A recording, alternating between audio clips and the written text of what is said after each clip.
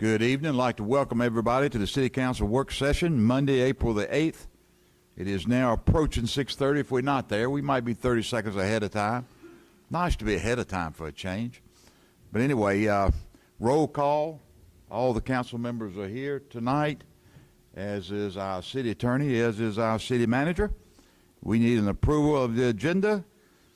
I think we want to take the executive session to Thursday night. Is that correct? Okay, so that's one thing we need a motion on, and a motion to approve the agenda after that. Hello? Mr. Mayor, I move to move the executive session to Thursday night and then to approve the agenda as stated. Great answer. Great answer. Okay, we have a motion. We have a second? Second. Okay, we have a motion and a second. All in favor say aye. Aye. Opposed? Okay, the agenda is approved. And we'll move now right into our committee assignments. Planning and Development Committee, Lisa Newberry. Thank you, Mayor. Robbie's going to come up and explain a case and then talk about our approval for the final plat for Sharer Commons Townhome Complex. Good evening, Mayor and Council. The first matter before you guys will be case number AV 24-017. The applicant is Mr. Seuss. The address is 214 Covington Street. The request is an administrative variance. The homeowner was doing some work on the house. It was discovered that it was done without a permit, so when he brought it in, it came to our attention that the porch that was torn down was actually created a non-compliance issue. Non-conformity issue for that house. The house is actually non-conforming in the fact that it already exists in the front setback for his zoning. So at that point, to rebuild that porch would require it to go into the setback. But because it is non-conforming, I do not have that authority to grant. So I denied his administrative variance. And the homeowner was, everything was explained to him, so he did want to appeal the decision to you guys. If you have any questions for me, I gave you the staff analysis in your packet. But the house is non-conforming, both in the front yard setback and the side setback. It is my belief that I believe the homeowner was talking about doing some additional improvements. So just wanted some further guidance from the council as far as which direction you would like to go with this matter. So, Robbie, we had three issues, if I remember right. One was the roof, the front porch, and the back area. The roof is not a matter to be addressed by the council. Okay, so the roof is taken care of? Yes, that's been Okay. handled.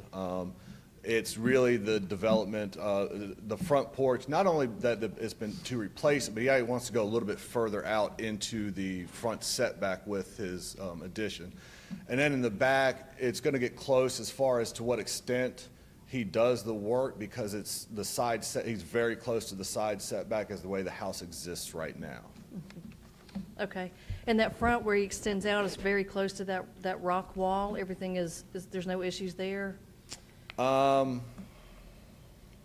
don't believe so. I'm not a structural engineer, but I believe it's still going to sit far enough back off of that rock wall, and that rock wall has been established. I mean, it's only going an additional 2 feet from where it existed beforehand, so it should not be that. There should not be that much of an impact on that structural wall. Okay, thank you. Have we determined if there's any utilities under the front yard of that house? It likely would not be in that area, but that would be up to the homeowner. Well, I guess since he's my neighbor across the street, I will say that once he began, everybody in the neighborhood was ecstatic that they're bringing that old, 1890s home back to life. I understand that he didn't, that you did the stop work order because of not pulling the permit, but he's actually going to be adding to the neighborhood.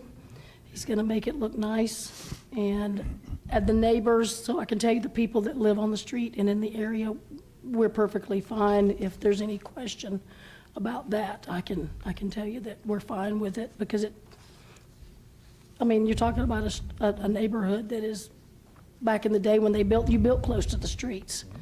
And so for him to have the porch that he needs for his family, I think it's going to be a lovely addition to the neighborhood. Rob, is he restoring the house or just adding a porch? I believe there's a lot of work being done, so. Oh, good, Yes. okay. I think it's wonderful myself. So is the front of the house as it stands now, with the porch removed, is that in the nonconformance area?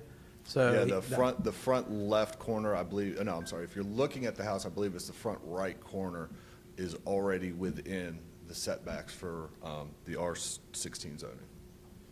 So, and is this homeowner, is it a homeowner that's doing this work, or is it a He's right here. contractor? I believe he is a contractor. So, and then the contractor failed to get a permit? Doesn't understand the permit process? It's something our department deals with on the regular basis. Sure. And is there plans for it as far as this restoration? Addition. We have not seen any, but again, a lot of it's resting on this decision. Once a decision is made here, then he will be following the proper procedures that do require plans being submitted, and further evaluations and analysis from the rest of the staff. And inspections is part of that? Yes, sir. Of the electrical, that kind of? Yes, sir. Okay. So they're extending the porch 2 feet further than it was. That little stone wall in front, is it going to leave? Or are you leaving that, or? Yes, we do intend to leave it. You doing what? We do intend to leave it. That thing's almost 200 years old. I know it. That's great. Skip, it looks like it's 2 feet deeper, but 12 feet wider. Is that right? I believe so. Based on the letter. It's existing 26 by 8, and it's going to be 38 by 10. So, yeah, it's a little bit bigger.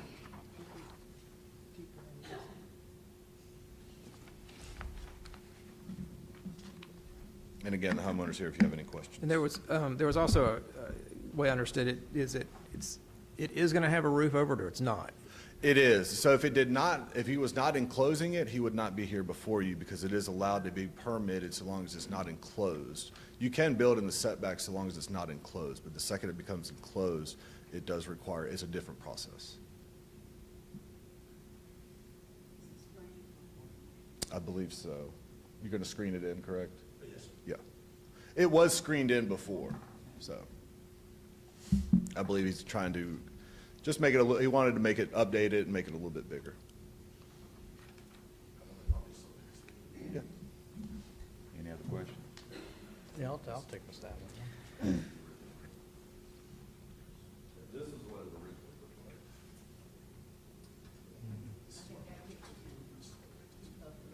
You have questions for Robbie or for the gentleman?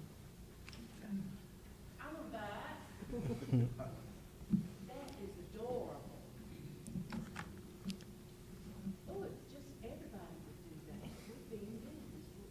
Oh, Very nice. that's what we need downtown.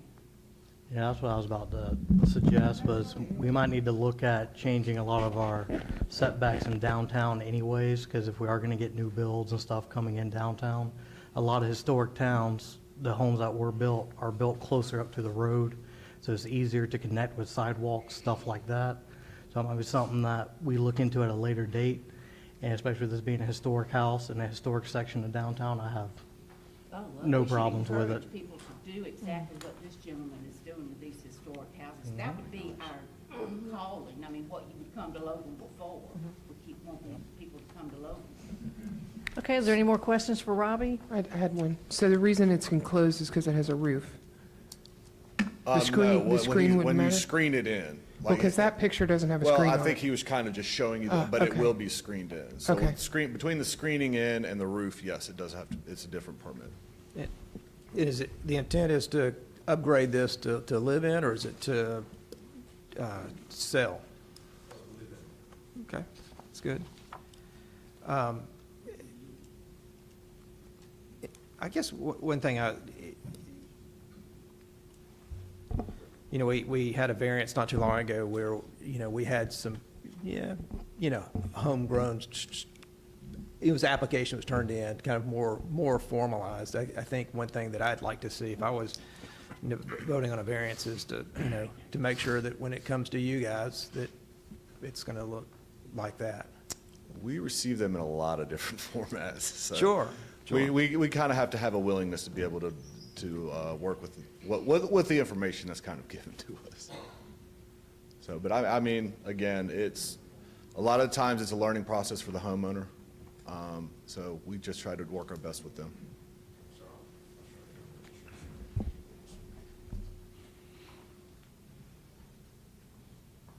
So yeah, and then on this one, it kind of shows you the additional bedroom.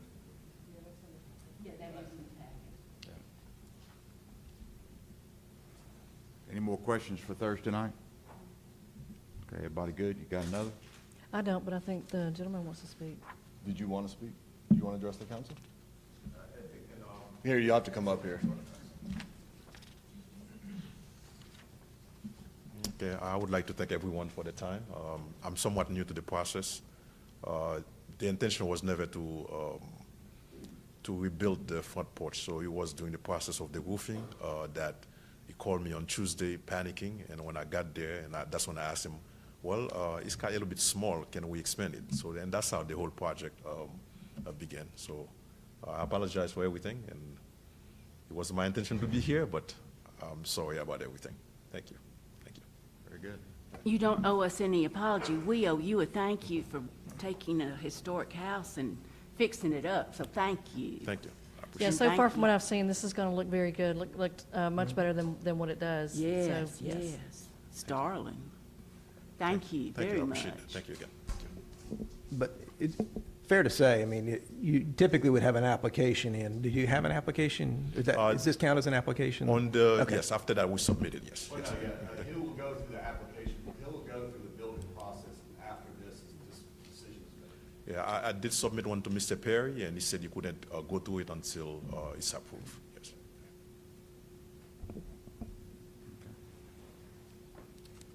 Okay, any other questions? Okay, thank you, Does- sir. Does this need to be heard on Thursday night? Is it a public, it's not a public hearing? No, because y'all are acting in an appellate process. You're deciding an appeal from the administrative decision to not allow the request. So it's technically not a variance, it is an appeal. Be consent. It could be consent, yeah. I don't have a problem with it because it's not subject to the ZPL. Or just vote on it? Okay, we'll have an answer for you Thursday night. Thank you. Thank you. Do y'all want to vote on this or put this on consent? Not unless there's some reason not. Yeah. Okay, I'm going to say no to voting tonight because in the past, that would be my request. Every time that somebody comes before us, if you're not for it, then you want to hold back and wait because we don't want to rush the process. So I would say let's be consistent and vote on Thursday. That would be my request. And you were expecting it to be decided Thursday as well, I'm sure. So are you saying you want an individual vote or wait to vote Thursday whether it's consent? We or- generally always vote on P and Z stuff on Thursday. Okay, whether it's consent or not? Yes. Okay. But again, so we can put it on consent? Does everybody agree to that or you want to vote? Just want to vote on Thursday. Oh, okay, let me say this again. We're going to vote, yeah. I think we'll take a vote on night one way Thursday or and not put another. it on consent. Not consent? Yes. Okay. Just because we never, ever put P and Z on consent. That's true. So, We always vote on things for zoning type issues. I'm fine with that. I don't Thursday's see where right. it and I'm in matters, support but- of it. I just am trying to stay consistent. That's all. Yeah. We're not voting tonight. Correct. Okay. Okay, so we'll vote Thursday night, not on consent. Right. Okay. All right. Okay, Thank once you, again, thank you, Once sir. again, thank you. Thank you. Thank you. All right, and the other matter before y'all tonight is a little matter of housekeeping. Final plats, when we receive final plats as a department, they need to come before the city council for formal approvals. It's in our ordinances that way. So in your package, you have the final plat for Sharon Commons Townhome Complex. This has been about 2 years in the works right now. But they are ready to break down, they are ready to break ground, and they are eager to get this project done. It's been in the works for a while. So again, before you is just, again, the final plat. This is the last step before they can formally break ground. Does anybody have any questions about the plat? Just a couple of questions. So, as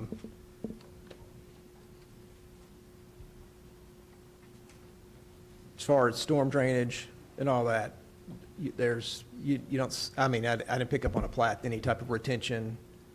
So their packet has an agreement. Their retention pond is actually not in their parcel, but we do have an agreement that they have with a retaining pond right outside their neighborhood. So we do have that on record. And then they have the statement in there that says no structures to be constructed in drainage easements. It's one of the notes. This neighborhood does not have that issue, but it should be, I think, this is also a private neighborhood, so this one's a little bit different than some of the other ones that we've dealt with in the past. This is because it is a townhome community, it is a private subdivision. Okay. The reason I brought it up is that there is a note that says no structures to be built in a drainage easement, so, and I didn't see the easements, so. So what a lot of developers do is they just copy and paste what's in our development regulations, the language that we always require on these final plats. And since that rule has been made, we really didn't, I mean, we didn't see a need for this. We are gonna, in speaking with Paul, we'll probably change a little bit of the language to better address private neighborhoods. But for our purposes tonight, the language there is fine. Okay. Did they make any changes, Robbie? I wasn't here for this. Microphone. Yeah, yes, all of our departments have signed off on this plat per the requirements. Okay, thanks. Robbie, can I ask you a question? There's a street, like this is a T-shaped neighborhood, and one end has the cul-de-sac. Does the opposite end of that road connect into the existing neighborhood? Because it looks like it deadheads there. It dead ends there. But I believe the cul-de-sac was a decision related to the fire department. Okay. That was the reason why that cul-de-sac was required, so they could turn around somewhere. It wasn't feasible to put it at the other end. It was, that was the best location for it. So this will have its own separate entrance and exit that doesn't connect to that other part of their No, community? no, it doesn't connect to anything. It is just, it is itself. When, I think if there's a parcel behind it, when developments come along the ways, then we will look at interparcel connectivity at that point. But it can't connect, the dead end road on the other end can't really connect to that neighborhood over there, so.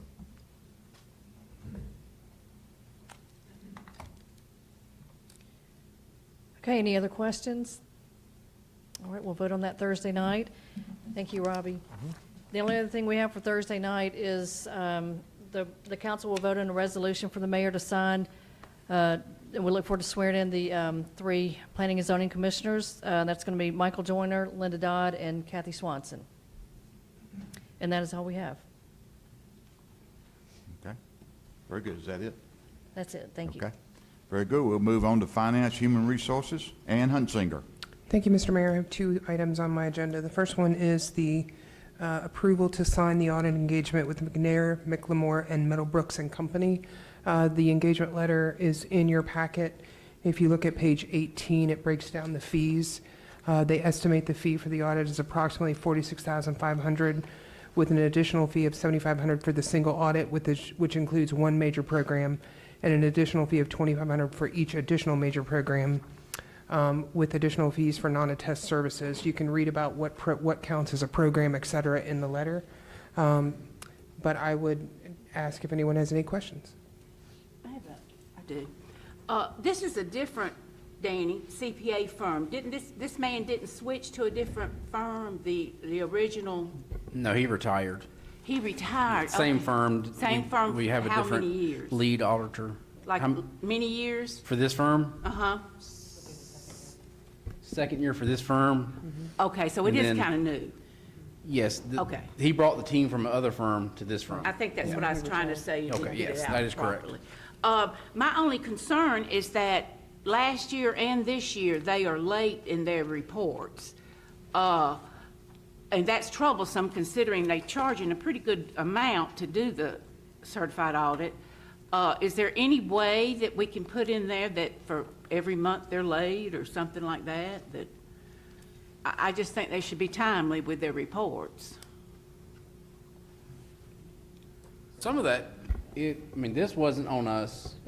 We had this to them early. We have been late in the past, and it was our issue, but this year has not been us, for sure. Last year was them too, as I recall him talking about It last year. was a little bit of both them. last year. It was us getting stuff to them. It was you last year. Well, Okay, some of it was, okay. yes.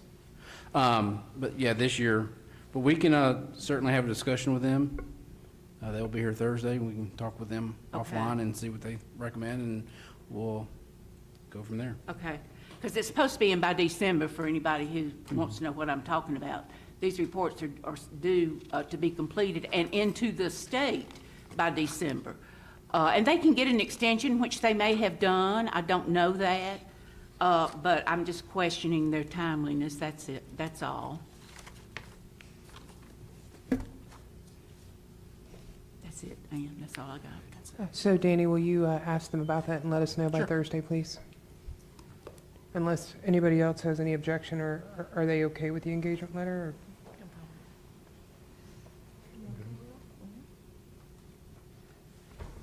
Does that mean we want to put it on consent? Sure. All right, so here's what I'd like to do. I'd like to get an answer from them if we could, but I would still like to engage with them. So So we'll vote on it, not put it on consent. we Would you can, be willing, Ann, to have some sort of penalty clause in there about being late? I'm not up for penalty clauses. I mean, I mean, this is my field, and I know that there were some issues, and I think that, It's my field too. I just think when you're paying that kind of money, and it's April, and it's not filed yet, because they won't file it with the state, I wouldn't think. It is until they- filed. It They have has filed been it. filed with the state before it was presented to us? It has to be filed as soon as they're complete with it. Okay, so do you know when they filed it? March, probably? Yes, ma'am. Okay. And I do want to make a statement really quick that it is the general consensus with all auditing firms right now that they're all behind because they are understaffed just like the rest of us. Okay. They are at their max and they are understaffed. That's right. I've talked to several other entities. They're going through the exact same thing Okay. with different firms. So Thanks I did for- want to Thank make you for that statement that Okay. We've been we've harping been with in them. communication makes with her, and sense, what you're saying. she begged our forgiveness, and she said, "I'm pushing as fast as I can." But Do you know it if they is- filed for an extension? Did she? We have to- filed for one Okay. last year, so we didn't file for one this year. But Okay. the state was fine. Okay. I I thought, think I I'd get- rather give them some leeway with I would as well. being a little late than make sure it's accurate rather than putting pressure on them and mistakes could be made. I go along with that, but it's like any other document that's due, like year end is in June 30th, so you have 6 months. Ahead of time that you have that time. But we also if have- I'm, majority rules. We so- also have a 60-day accrual basis, so I technically can't give them final financials until after September 30th. So that pushes me to get things done within, it yeah, cuts their about window right to at- about Right 4 at the months. cutoff, Yeah, yeah, yes. yeah. for them to okay. have enough time to start the work, come out here for a few days, do their offline work, and then still meet the deadline. So really, they're just having 3 months at this point, based on your accruals? Yes. Okay, So that is something that we can discuss too, that we maybe in the future don't have a 60-day accrual, but that's something we can talk about Yeah, later. it's a whole different ballgame. okay. It is a whole nother ballgame, but it is time consuming. Okay. And I will tell you, it's across the board right now with auditing firms. I completely Especially agree. governmental. Yeah, I guess I didn't know you were accounting before. I'm a CPA. Are you really? I didn't know that. Okay. Okay, thank you very much, because that helps a lot, just getting that inside information. So thank you. Does anybody object to putting this on consent to approve? I do not. Consent's fine. All right. Mr. Mayor, can you put that one on consent? Okay? Gonna be on consent.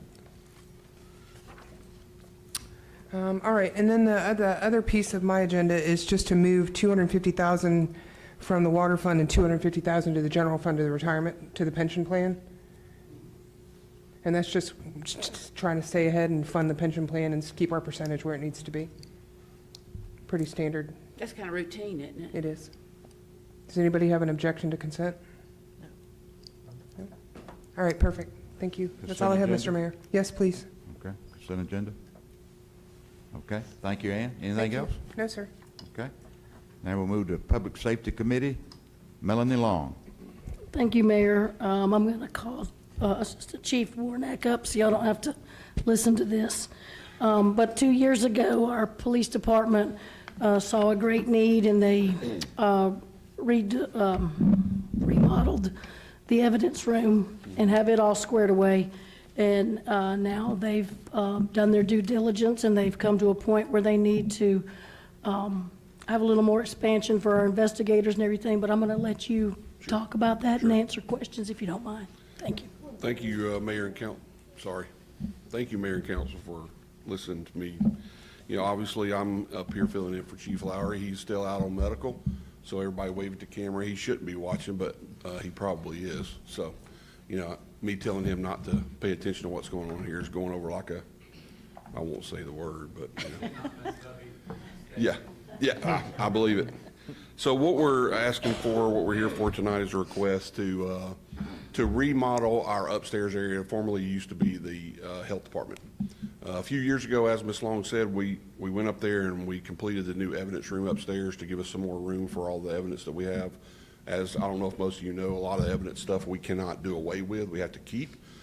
And this new remodel would move our criminal investigations division upstairs to not only be around that the new evidence room and be right there, they would kind of all coincide together, but it would also give the criminal investigation unit a little bit more room and privacy to deal with sensitive cases and also deal with sensitive natures with the citizens. If they need a place to where they can talk and not be down in the main area where all the patrol is, it gives them that freedom to be up there and have a little bit different area. Also, for them upstairs would give them the ability to meet with outside agencies such as the GBI or the FBI. If they come in, they would have a conference room upstairs to be able to utilize to handle those meetings upstairs and have a little bit of seclusion away from the general workings and administrative area of the PD. The other side to it is not only just for criminal investigations, it would actually help out for the patrol side. Right now, criminal investigations and patrol are all concentrated downstairs on that main hallway. You've all been to the police department. If they're interviewing or talking to somebody about a child molestation, it's kind of hard to do that when patrol's walking all up and down the hallway. If we have somebody that they unfortunately has to come visit with us for a little while and is a little rowdy, that makes it hard to do a sensitive interview down there. So this is one reason we're asking for this remodel. One thing I forgot too is 6 months ago, we completed the new interview room, which is already upstairs in that area as well. If you can look in your packet, you'll see all the quotes that I've received are in there. We did get some other quotes, another quote from a construction company that was quite a bit more than one I gave you there. And that's the only two we were able to get. Everybody else either didn't return a phone call or they didn't want the business. So I'll be happy to answer any questions if you've got them. And this money is coming out of? It is coming out of SPLOST funds? SPLOST, yes, ma'am. Thank you.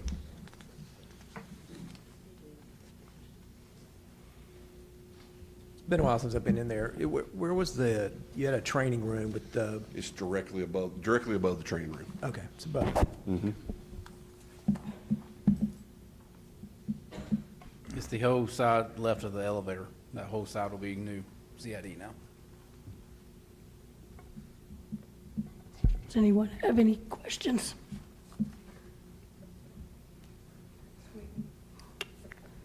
You want to put that on consent? If everybody's okay with that, we put that on consent? Okay. You good with it? Okay, Okay. Thank you. That was short and sweet.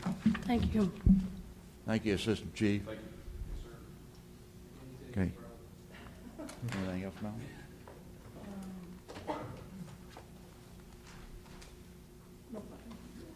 Okay, very good. Now we'll move, go ahead. Is that what that was? Wow.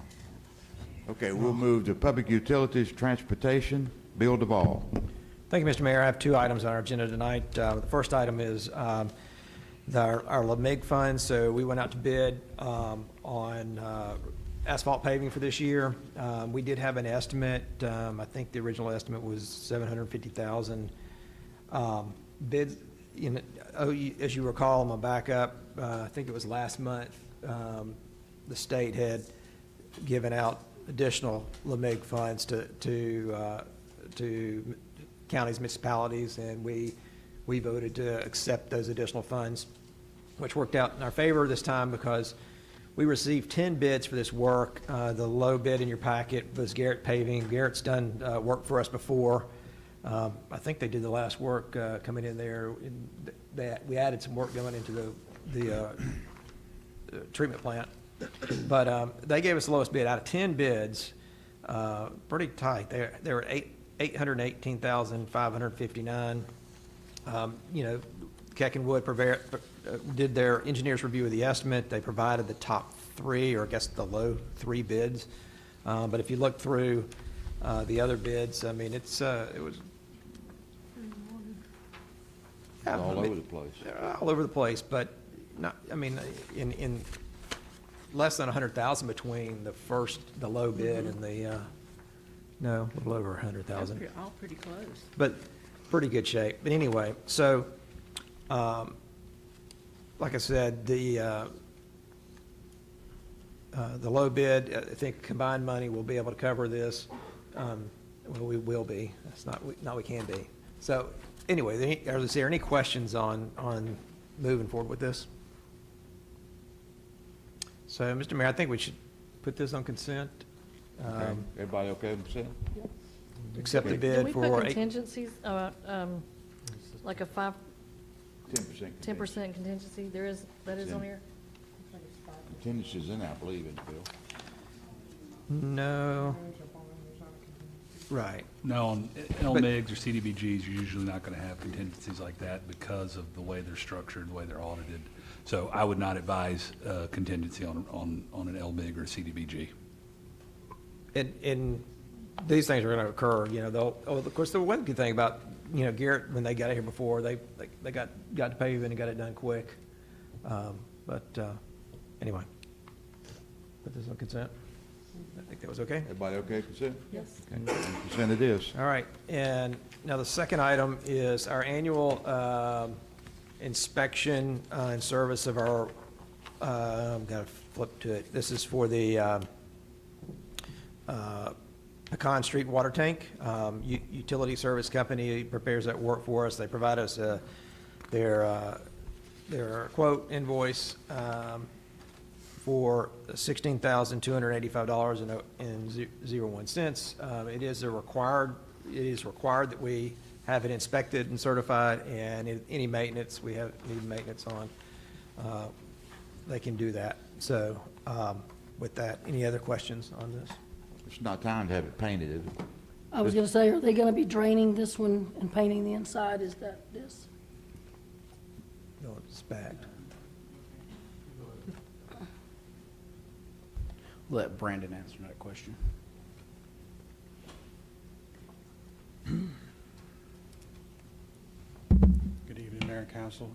We just recently had that tank painted last year, but when they do their maintenance on it, they will drain it, flush it, and make sure there's no sediment or any buildup inside the water tank.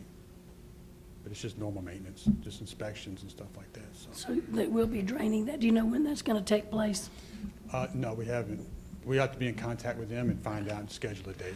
But I just can let want to you know. make sure, and I'll bring this up every Yeah. year, that they, whatever that switch is, that they flip it, because then when they start refilling it, all the water continues to run out. Yeah, we take account of that water, so. Okay. Thank you. Okay. Any other questions? Consent agenda? Please. Okay, so done. Anything else, Bill? That's all, Mr. Mayor. Thank you. Okay, thank you. Now we'll move to Public Works Facilities Committee. That's me. That is you, Patty Wolf. I have the Otis Service Repair, where there was, for the citizens, there was an emergency. Are you coming up to explain?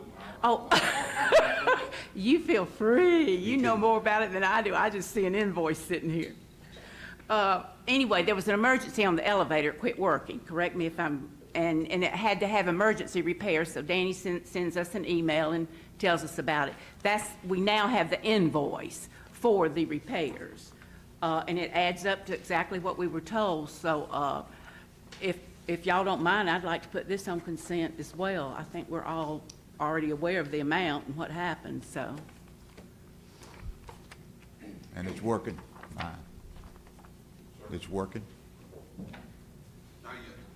Oh, no. So, we spoke with Otis week before last. They had to get the parts in. So the way they do their process, and correct me if I'm wrong, it's their proprietary. They only allow people from their company to work on their stuff. So they wouldn't order the parts until the bill was paid in full. So she assured us that they hopefully would be in this week, that they would be able to get it up and running hopefully by next week. And we told them that the judge is riding us pretty hard about it. So well, I got it on my calendar to call them tomorrow since I've been out of town, so I'll check with them tomorrow. Just hope they get the part in. Yeah, I think the part that we were waiting on is supposed to be here pretty soon. Okay, Did thank you. anybody get stuck in it? No. Well, Chief Lowry did several years ago, but Did he really? we got him out Not before he this broke the time. door down. It was quite comical. The fireman had to save the police chief. No, Just no, saying. the assistant chief saved the police chief. Well, there you go. You Not the deserve a fireman. dump truck for that. Correct me if I'm wrong, was you a firefighter before you was a police officer, sir? That would be a yes. Okay, consent agenda? Yes, please. Okay, thank you. Anything else, Patty? That's it. Thank you. Okay. We'll move now to Economic Development Committee. Brandon Whitfield. Thank you, Mayor. First up, we have the intergovernment agreement for the use of West Walton Park. That's for our Independence Day celebration. It's a lot of the same from last year. It gives us, in here it talks about how we can use the park and stuff like that. Are any questions on the IGA for West Walton Park? For Basically Walton County housekeeping. government. So we go to have that on consent. Let me just for the citizens, it's going to be June 29th. Is that when the fireworks will actually be? June 29th? Yeah. Brandon? Because it seemed like it was earlier last year, so that's why I was just letting y'all know it's June 29th, which is pretty close to the 4th. Yeah, and I believe we have these flyers, handouts now, so if anyone needs any, we have some in the box right back there, so please grab one on your way out and let people know, so you can put it on your fridge or anywhere you want, so you can know when all of our events are.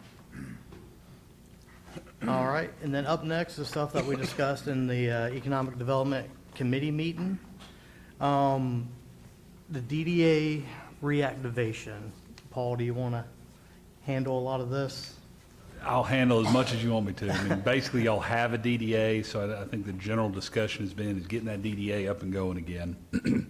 We're deep diving into the old records from the DDA, and we haven't finished that, but essentially your DDA exists on paper, doesn't exist in practice. So what would be the next steps to reactivate it would be you guys appointing people. Georgia law calls for 7 folks to be appointed. They're 6-year terms, but because you don't have anybody on the board, I would suggest that we appoint it in the same initial authorization way where we have staggered terms. I think it's 2, 4, 6. We'll double check that. Yeah, it's I think 2 to 2, 2 to 4, and 3 to 6. And then you'll have staggered terms. You'll have 2 people or 3 people coming up every 2 years. I know there's discussion about potentially the focusing on the DDA as opposed to the Development Authority and focusing in on that downtown district. Your downtown district, from what we can tell, was last amended in 2005. There's a map. There's no map, but there is a motion that was passed in 2005 that highlights the areas of the DDA. So really, to activate it, y'all just need to probably tell Danny that you want to open it up for applications and receive applications for DDA members. If you get this DDA up and running and then the DDA and the LDA want to enter into an agreement whereby sort of the LDA's obligations transfer over to the DDA, then we can certainly do that with an IGA. I received a call today from the attorney for the LDA, and we talked through that. But basically, the DDA is there, it's ready to go, it just hasn't been utilized, and y'all would just need to appoint. Y'all are the appointing board for those members. We haven't found, from what I recall, we haven't found any bylaws yet. No big deal. We'll just reconstitute and get y'all some new bylaws for that DDA once it's up and going. And so I'll be happy to answer any questions you have, but if y'all want to be able to do DDA work, we need to get some members on it. And then from there, my understanding is generally this concept of letting the DDA sort of move forward and the LDA sort of, drift off into the sunset, and we can take care of all that as well. Can I ask you a question? Sure. Page 64 of our packet, there is a designated area there. Are you saying there's an updated area? Because that area constitutes all of Loganville, and I think the DDA, we were going to specifically be our downtown overlay district. So do we Yes. need to update that, or? Well, there's new boundaries that y'all passed in 2005. Okay. So I'm going to get Was it with in here? either my staff or city staff, and we're going to get a map drawn. But it's, I'll show you when we finish, but it's basically 78 over to Bobby Boss, up to Covington, hitting Main Street, going up to 20, and then coming down CS Floyd back to 78. Is it basically our downtown overlay district?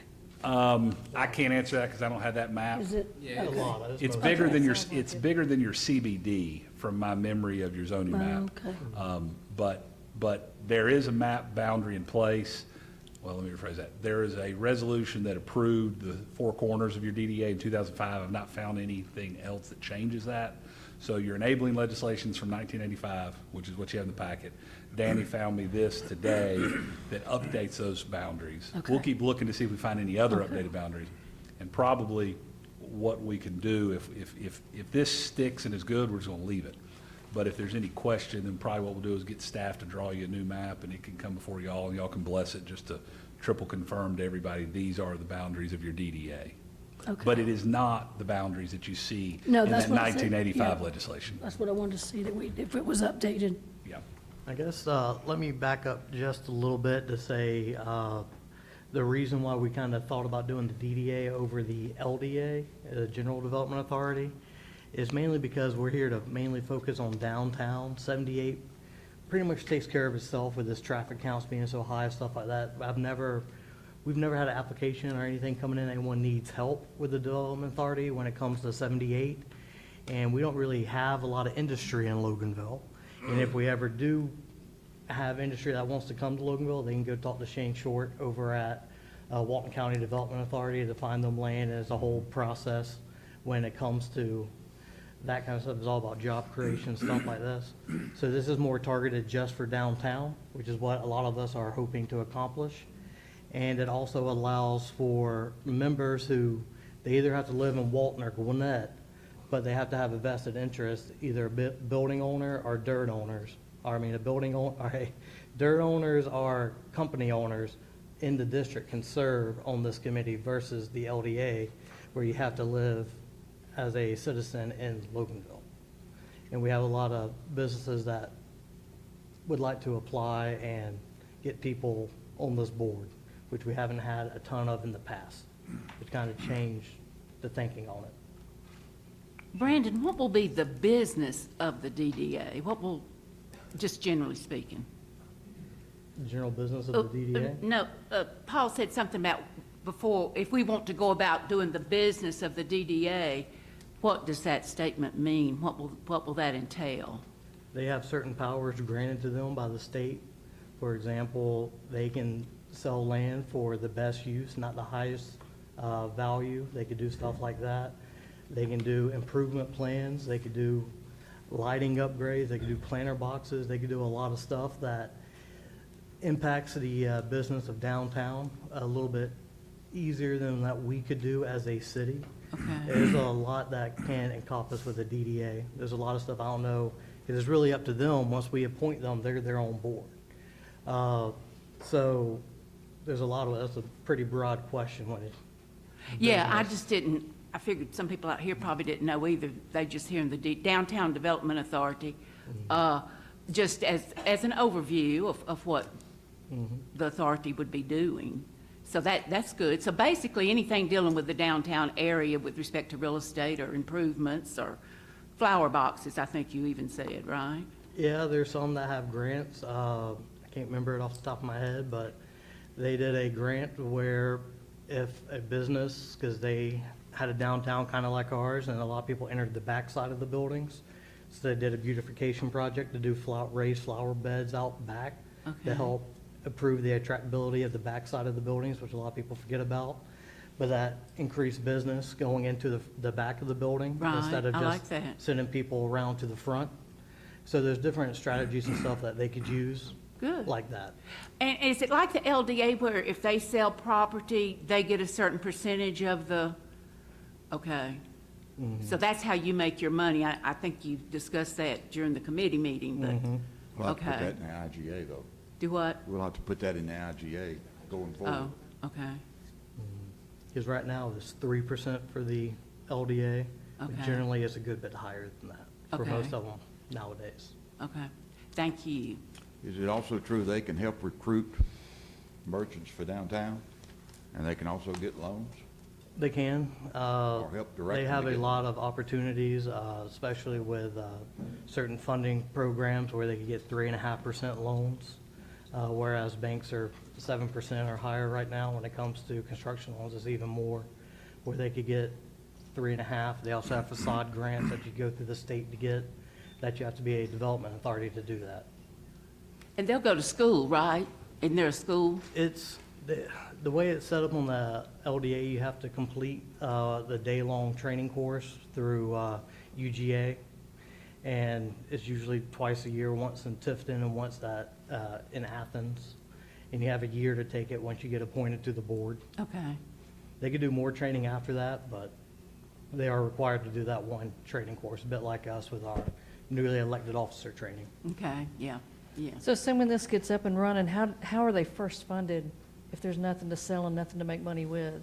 So the LDA does have, I believe, 35,000 in their account, a roundabout number right now.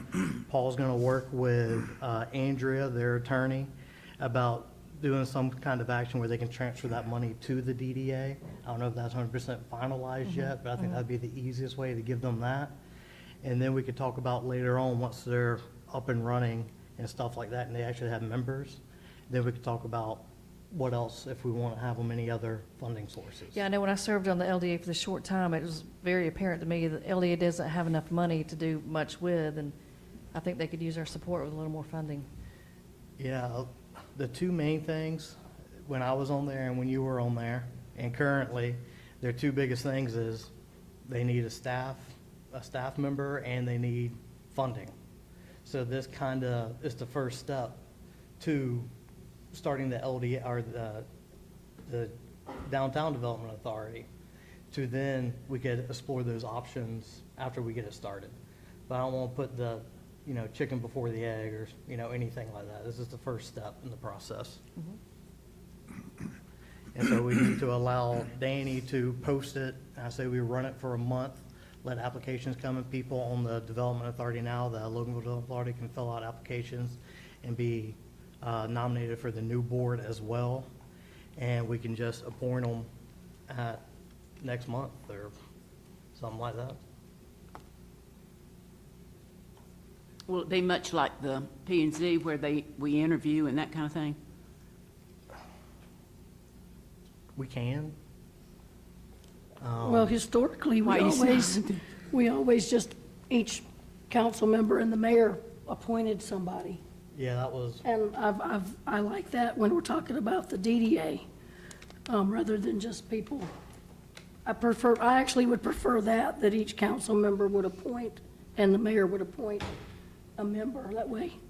If you wanted to bring Dana over, you appoint Dana, you do that. And we kind of maybe set some ground rules though about, I'm okay with that. The only thing when it comes to a downtown development authority is usually 4 of the members need to have a vested interest in the downtown. Right.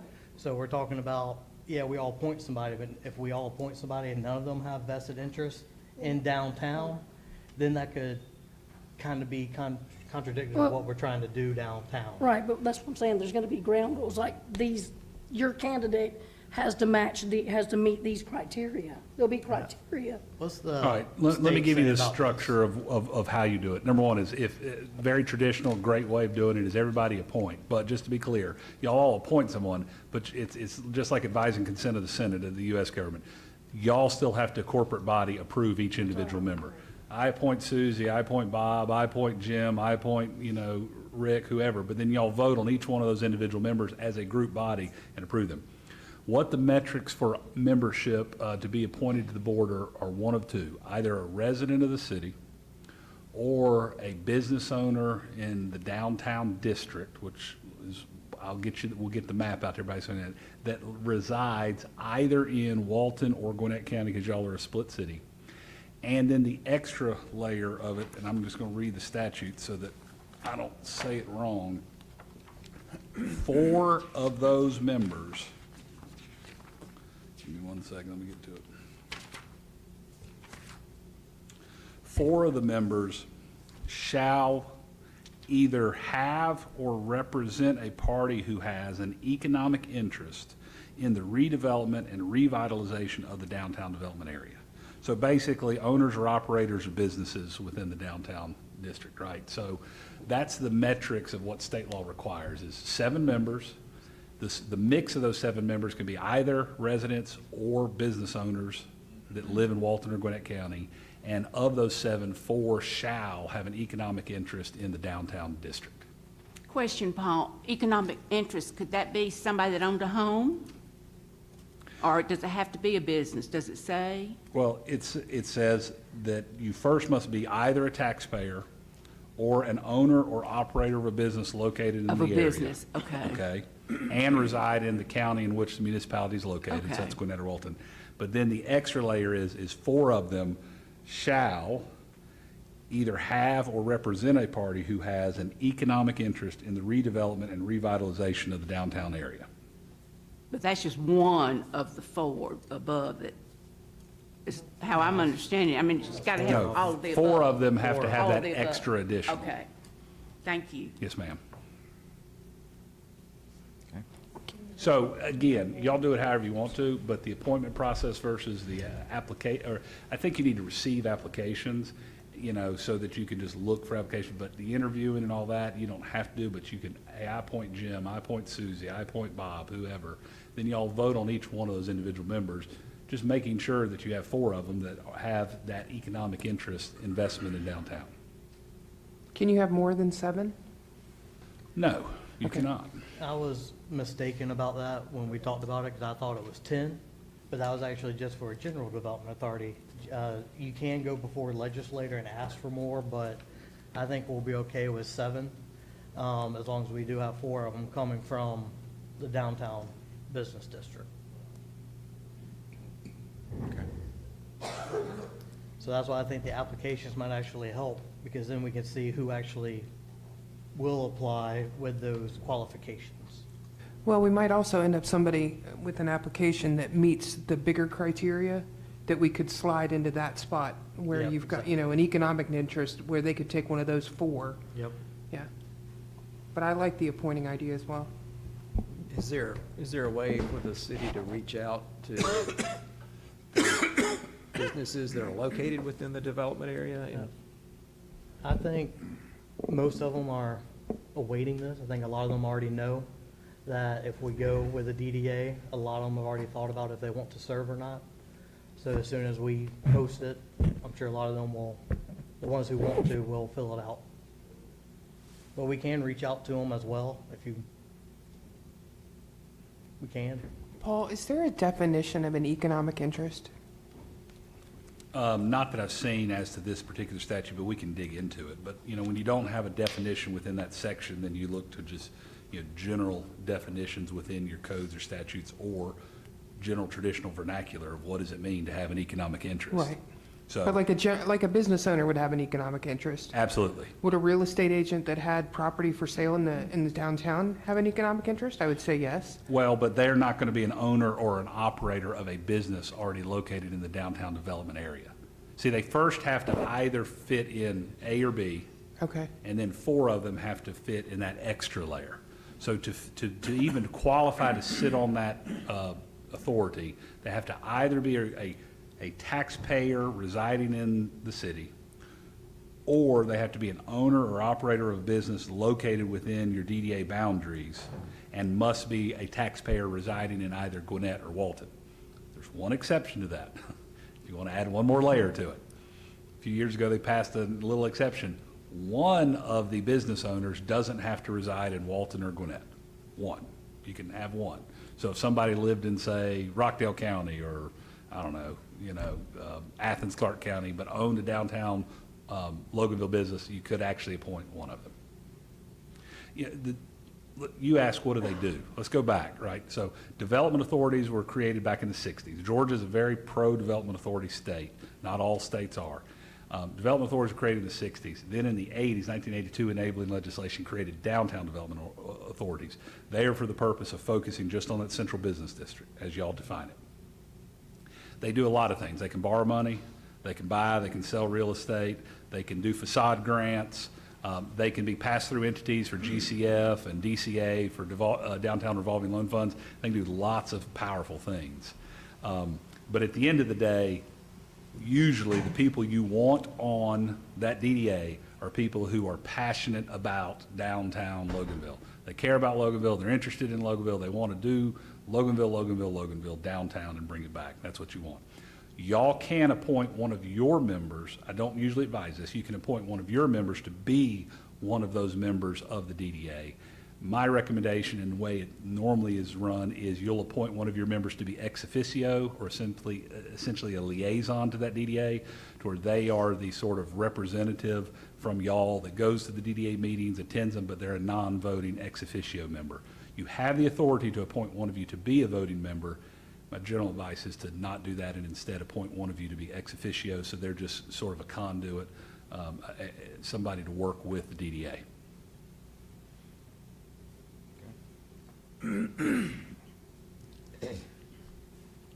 So I guess if we could vote Thursday, but I would think we would want to have Danny post for applications, for lack of a better term, and see what comes in. And then we could talk about it, see what comes in, and then we can possibly vote next month if we have enough members, but I just don't know if we're gonna have enough. So you're wanting to see if we have enough members before we activate it? Is that what you're saying? Okay. I mean, I'm good with that. Yeah, I think we want to activate it. We just, I at least want to allow a month for people to apply. I don't want to say we, left anyone out or something like that.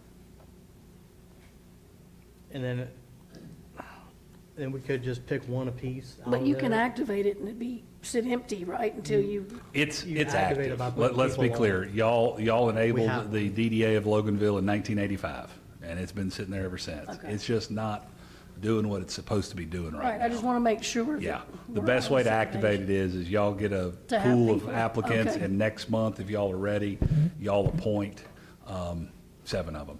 And the only thing that we'll do when you appoint 7 of them is I'll ask you to appoint 2 of them to a 2-year term, 2 of them to a 4-year term, and 3 of them to a 6-year term, because the standard is a 6-year term. But I got to stagger them out of the box since y'all don't have any right now. So next month, or Thursday, do we need a motion to get this thing in moving, or? No, just okay? you don't need any motion, just as long as y'all are okay with Danny advertising and posting it for applications to be received. Okay. And we have to have 7 to start it. In other words, we only get 4 applicants or 5 applicants, then it kind of is in a hole till we get all of our positions filled. You have to have a quorum to have a meeting under the DDA. Haven't found the bylaws yet, but so we default to standard meeting rules. You'd have to have a quorum. So I would say that we could probably still be out of the box with 4. We couldn't be out of the box with less than 4. Fair enough. All right, well, y'all okay with allowing Danny to go ahead and post the application? Okay. And then up next, something a bit more visual, is the downtown logo. So Brett worked on this. He kind of ran with a terrible idea that I had, but he made it actually look good. And I'm noticing a lot of y'all's packet. I know a lot of people have already seen it about the logo. And a lot of this, I would just like, I guess, an approval or an okay to move forward with this logo. Because as we talked about with the Development Authority, having funds, Christie's already looked into getting banners for downtown to put on a lot of the poles downtown. We're also talking about doing trash cans, stuff like that. And we need a logo to put on them. So if we want to approve this logo design, then we can go ahead and start running with that idea, kind of rebranding, remarketing downtown. A lot of downtowns like Monroe have this. It's nothing out of the box. We're just a little behind on it as usual, but this will move us a little bit ahead, and this will be kind of the cornerstone of the logo. So then going forward, we can kind of standardize any of our other logos based off of these styles of this. And I know you asked on the during the committee meeting about putting an L on there. We did kind of look at that. And maybe Brett might want to talk about this, but I'm going to take a stab at it, Brett. When you're trying to put like the traditional L on here like we have, it kind of clashes with the new style that we're going for. It's throwing on an old design over a new design. And plus trying to make it look right and but still be clear enough to see an L, it didn't work very well visually. So it was discussed and everything, but I think it was kind of decided that it was better with this than the L on there. I appreciate you looking at it. No problem. Is the brown just what? What is the brown? Would you mind talking about this, please? Yeah, absolutely. So, good evening, Mayor and Council. The brown, the idea behind that was just to match kind of a brick logo, because a lot of buildings downtown are brick. But I believe Brandon alluded to in the Economic Development Committee meeting, most everything around Loganville is red. Loganville High School is red. A lot of people have played on that, and obviously we're a big Georgia Bulldog area, so red is very prevalent. So I want to go with something a little bit different, just so it kind of stuck out a little bit more compared to everything else in the area. And is this for the banners or for stationery, all of the above? Or once we adopt it, will it be used on letterhead and everything? It would mainly just be used for downtown at first. And then later on, we could use the style of this, like the fonts, Right. stuff like that. We could then branch out to go to other areas, other signage, stuff like that around town. But this is just mainly to start with, just with downtown. And just for the banners, or you got other things in mind? Banners, they use this logo on trash cans. Okay. There's a vendor that specializes in municipalities, government trash can making, stuff like that, because none of ours really match currently. We have a different set on the town green than we do on the streets of downtown, and the ones actually on the street are a little small. So these would be more standardized, but at the same time, it would have the logo and the branding that we'd like to have downtown to help. A lot of branding will help we'll bring more people downtown. We'll get like a new fresh look downtown, the rediscover downtown Loganville, get more people to want to come downtown. And it will coincide with a lot of the businesses opening and new things going in town. The logo, like you say, on a trash can, for example, would it just be this part right here, or is that what you're calling the logo? Just not the whole sheet here with the brown background and everything? It depends. You can get the trash cans in different colors, so we could go with just like a black or something, and then put the logo on there in the white. It's we haven't gone far enough in the process to see how it will look visually yet. Okay. We kind of want to get the logo first, and then we can play around with stuff like that. So tonight, we're not dealing with colors. We're dealing with strictly the logo, correct? I'm sensing some hesitation on the gold color, the brick color. So if we want to maybe rethink that one color, I think we can still approve the logo. Okay. And is that what I'm kind of feeling from the council? I mean, I like the brick color. I don't like Patty's Booth brown color. Oh, yeah, there is Yeah, it another depends on color the printer. for those Yeah.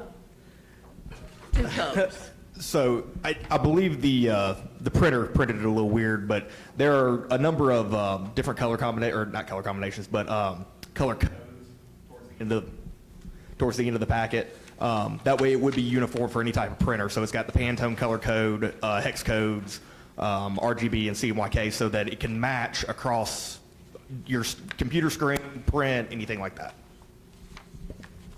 And that color could be changed too. That was just one I went with just because it's something different. So the color's not carved in stone, so to speak, but you're just looking at the logo more now than color? I am more looking at the logo, but Okay. I really don't want to get too much into the weeds on the color. I like this one Unless better. there is one that you would just prefer or something that we could. I come up don't with. know at this Well, point. the color is going to be what it goes on. So depending on if Yeah. it's a trash can, it may be a clear black and white. So the color is not going to be necessarily the brown or black. It may just be clear, depending on what you're putting it on. But this will not replace the city logo. The city logo is actually a trademark of the city, which is the L you have in your packet. Yes. So We the just- L is, This little logo here. Uh-huh. Is trademark. oh, So we just okay. renewed it, Robbie, this year or last year? Yes, we Last renewed it, year, yes, so- sir. And that's something, if y'all decide, we can trademark this, but this will just be for the downtown. It wouldn't replace the banner as far as advertising for the city or anything. That Loganville L, the swoosh, is the trademark, and Okay, Bill I would didn't come out of realize his grave that. if we changed it. Okay. But there is gold in the, even in the white one that we have on our screen. And I think that's where the color's pulled from. So you see, it does look good when it's just the logo itself. Well, I think the problem is, like Bill and I, here, Bill, hold up your thing like this. Yeah, it's different colors. You know, we've got like a Georgia Tech gold, and then we've got this weird orange color. So which? Well, no, because hers, she's got, yeah. It's going to be the bricky color. And I was telling Brandon, I'm afraid next time he prints, it might come out Tennessee orange. Let's So- hope not. No, it's definitely not Tennessee orange. And I'll say, I wasn't crazy, and I don't want to diminish the hard work this went behind this. I get that. I don't want to say anything about that, but I wasn't crazy about this until you told me the story behind it and the brick and the clay. Yeah, we wanted to play on the history of downtown and keep the small town feel. So we tried to pick a more historic color and a more peaceful color than what red is. More of an angrier color. Red is which a great power for fight color, schools Brandon. and stuff like that. But yeah, so that's kind of the story behind the color choice. Is there any way without costing a lot of money that we could get an example? I mean, like a banner, say, with this on it and go yay or nay, or, Well, I know Samples? from what we've been doing, it's about $200 a banner. Really? Wow, Mhm. okay. But that's, the same company, or a lot of the cities use that same company, so they know what they're doing, stuff like that, and that's if we order so many of them. They'll usually will send a proof, but it's usually through email, something like that. I guess we could ask for proof to come in, but really, just with the logo, because I think a lot of this is actually gonna fall, like, paying for a lot of this is gonna fall on the Development Authority. So it's Really? actually not gonna come out of the city budget. Okay, on that, for that I just wanted to make 35,000 sure or we whatever were- it is? We were okay with the logo before they all started doing a lot of this. I wanted us to have a little say in it before, so. And I love that it's got the wishing well on there too. A local artist did that drawing a few years ago for a shirt design that Christie requested. And Danny actually went in there and had the artist draw in the well. So kudos to Danny. I think it was just a tree before, but yeah, she did a great job on it. I like the water tank, too. Yeah, she really tried to encapsulate our town feel. Did a great job. So if y'all are okay with this logo, we can go ahead and go forward with stuff like that. I don't believe we have to have a vote on it, correct? No. Does anybody have a problem with this logo? Have you got a better example you might want to look at? No, I'm fine with the logo. I just Okay, want to see some choices on the colors.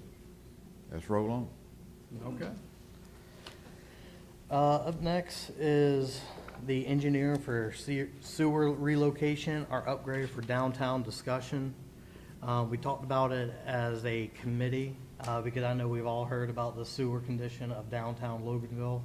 And so we had a discussion on it there, to possibly have Danny look into it, but I wanted to talk with Danny and the rest of the council about more so what that entails and the purposes and kind of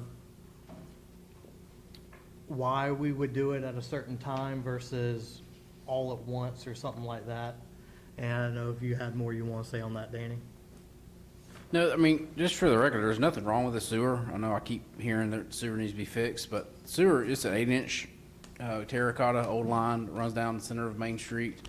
Depending on where you are on Main Street, you may have another line that runs adjacent down another street. So it's really, the question was, do we want to replace the main? And I definitely will say no because of the money. I don't think we're there yet. I think some of the things that I know downtown development's been talked about since 2018 with sewer and water and all the other utilities, but we've tried now the last several years to upgrade the outfall. And that's the issue that we have is the outfall line. That's where the sewer, third of the sewer goes to the plant. We've been denied those grants. They're in the millions, but that's something staff has been currently working on to upgrade those outfall just to increase the size. I believe they're, 16-inch, 18-inch, Brandon? Yeah, it does vary. It goes all the way up to a 30-inch when it gets closer to the plant.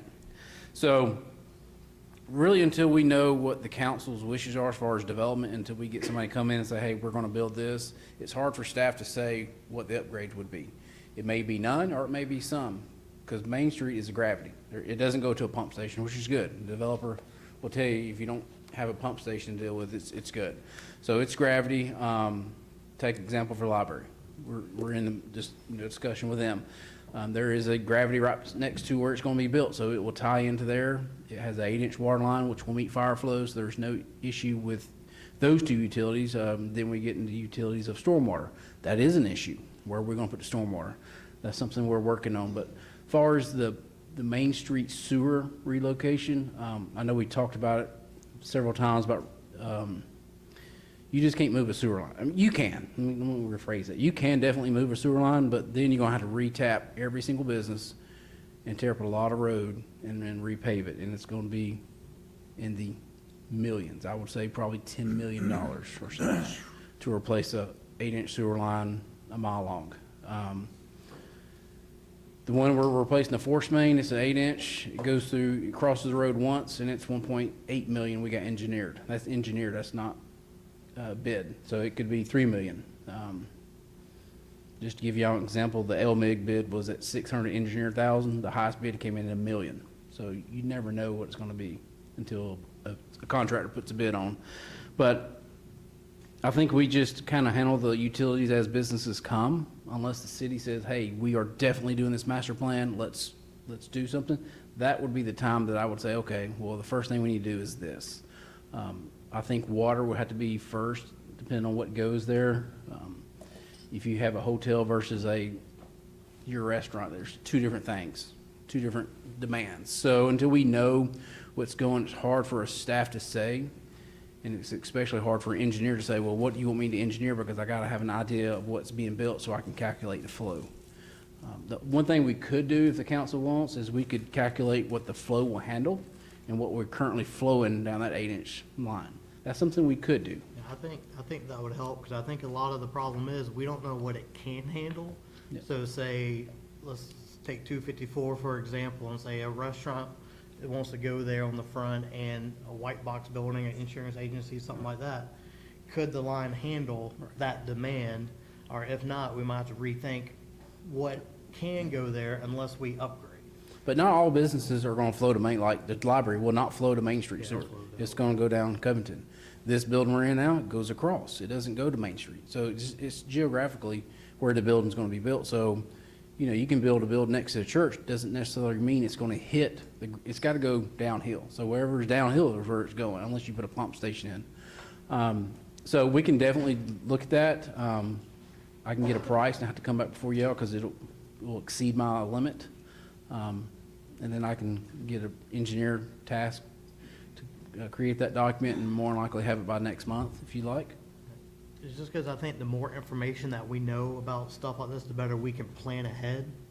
And that would be some of the information I think I would personally would like to see before we start attracting businesses to come, if we attract them to come and then our sewer can't handle it, then we got a problem. Just like the next two items, the next item, the town green, like that sewer would go to Lucy Street, which goes to Covington Street.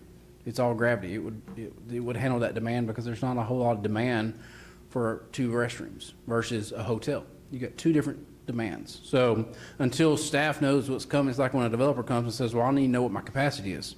Well, tell me what you're building first, because it's based off what you're building, not, we just can't just give numbers without knowing what you're doing. So it really depends on what comes to Main Street, and then we kind of address it then, but it's hard to say we're going to do this and then hope something comes, because it's very costly. How old are the pipes, generally speaking? For Main Street, Yeah, downtown district. I would say probably back to the 50s or 60s, Brandon, is that correct? Our records for water, I believe, go back to the 30s, but of course, we didn't have sewer back then, but, I'd say 50s, 60s. What's the life of a pipe, of a terracotta pipe? As long as you don't touch it, it can be forever.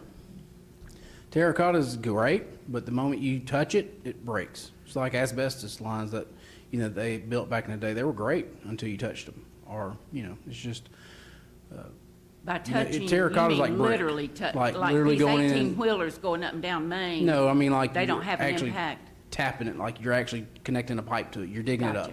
Gotcha. Okay. But it's like a brick. This building was built in 1957, the brick's still great. So as long as you don't mess with it, it's fine.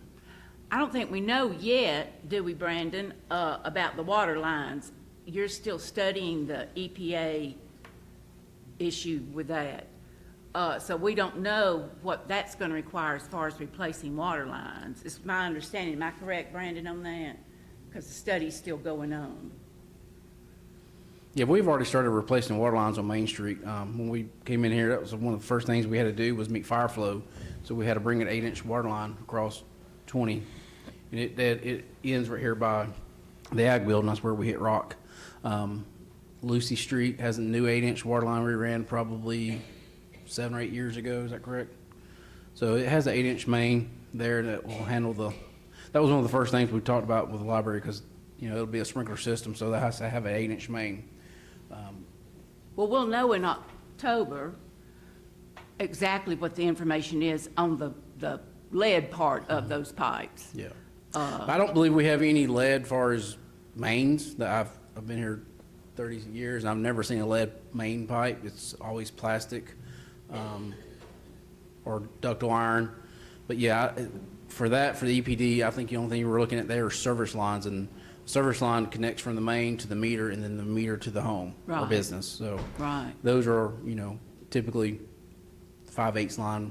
It's not So you 8 don't inch. think whatever the study shows that will impact Main Street I don't believe. as far as digging it up and all that kind of stuff? Correct. I don't believe there will be any lead lines as far as mains, no. I would be very shocked. I don't know if do they make those size lines in lead? No, I don't think so. Yeah, it's just the fittings and the solder.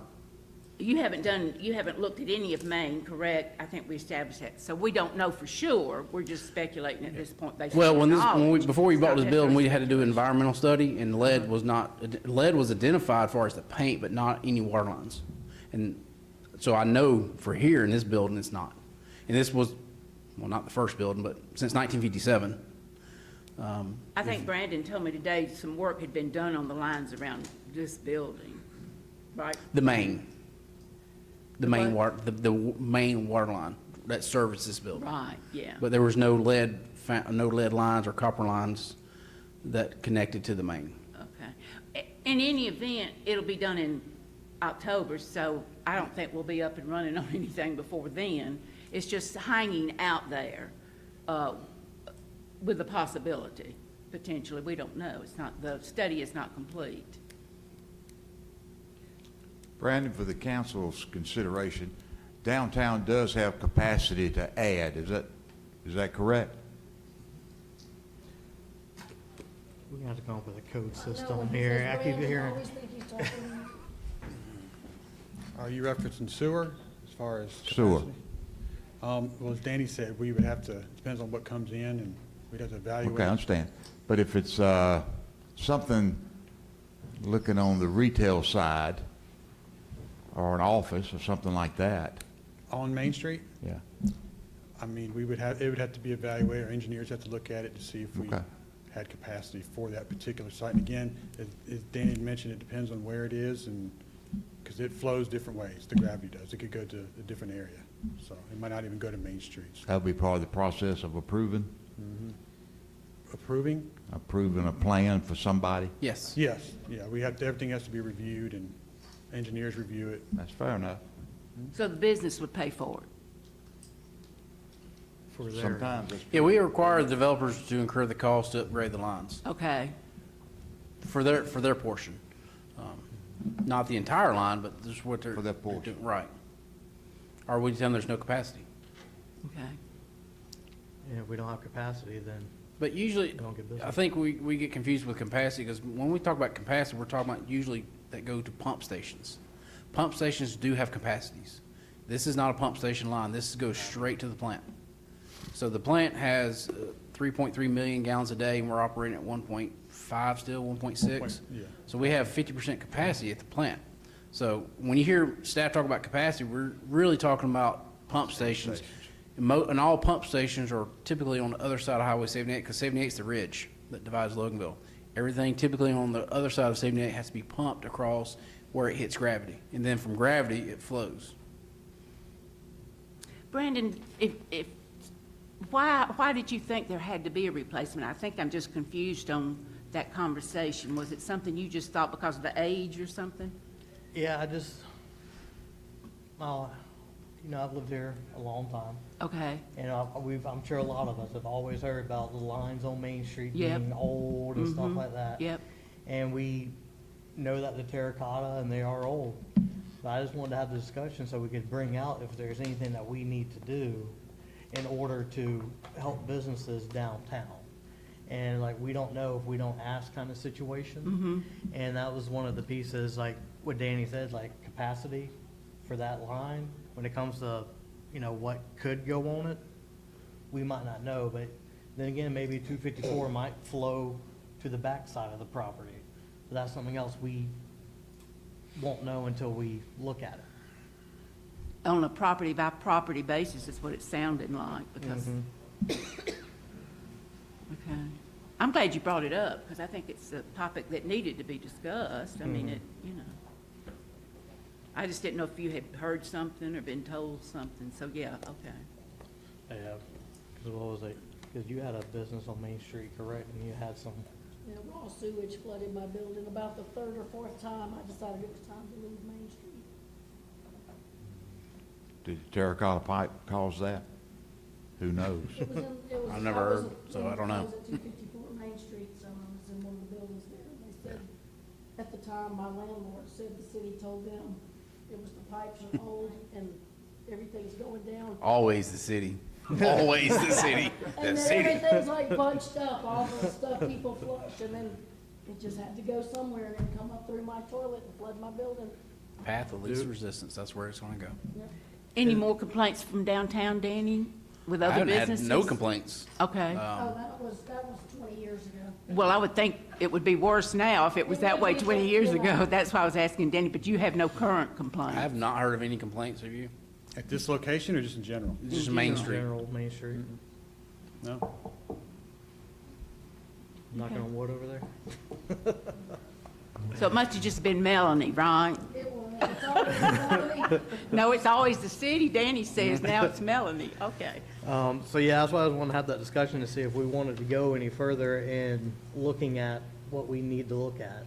Like Danny said, we could see about what we could add there, so. Well, yeah, the calculation of the flow, I think, might be if that's an easy, not expensive. I mean, I don't Fine know. expense. It's not gonna be cheap. It's gonna be over my limit. I would imagine it's gonna be in the tens of thousands if I had to guess, maybe 10 to 20 to do a calculation. I could be wrong. Brandon, do you know? I mean, typically when we do it for pump stations, it varies. I mean, it could be anywhere from 3,000 to 5,000, but we typically don't do gravity sewer. I've never done capacity one, studies. yeah. So I don't, we really don't know until we reach out to the What would that engineers. number, what would that information do for us?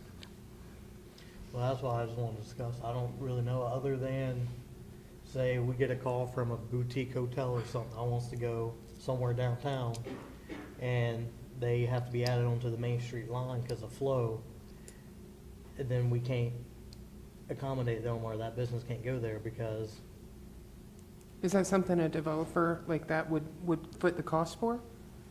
a lot of times, Hmm? a lot of times they would. Then let's just, I think we ought Wait to and find see. the businesses and then see if there's a problem at that point in time. That works for me. I mean- Glad we talked it out. Because a potential new building down there could also put additional pipes in. So who knows? All right. And then my last item is the town green relocation. This is more so, as we discussed in the committee meeting, not so much just the town green, it's more of a central park for Loganville. So it's gonna be a very multi-use park, but it will also be the new town green. And this was to allow Danny to go ahead and move forward with getting quotes or bids, start the process for the, was it RFIP, request for, whatever it's called. Sorry, my brain is fried right now. Do what? Yeah. RFP's request for proposals. Is that what you Oh, said? okay. Is that what you were, what we need to do for this? No, I just need a direction if it's something, city council wants to, entertain. Do we want to, now's the time to do it if the library's gonna be built. If you want to incorporate in that, like I said, in community meetings. Cohesive design.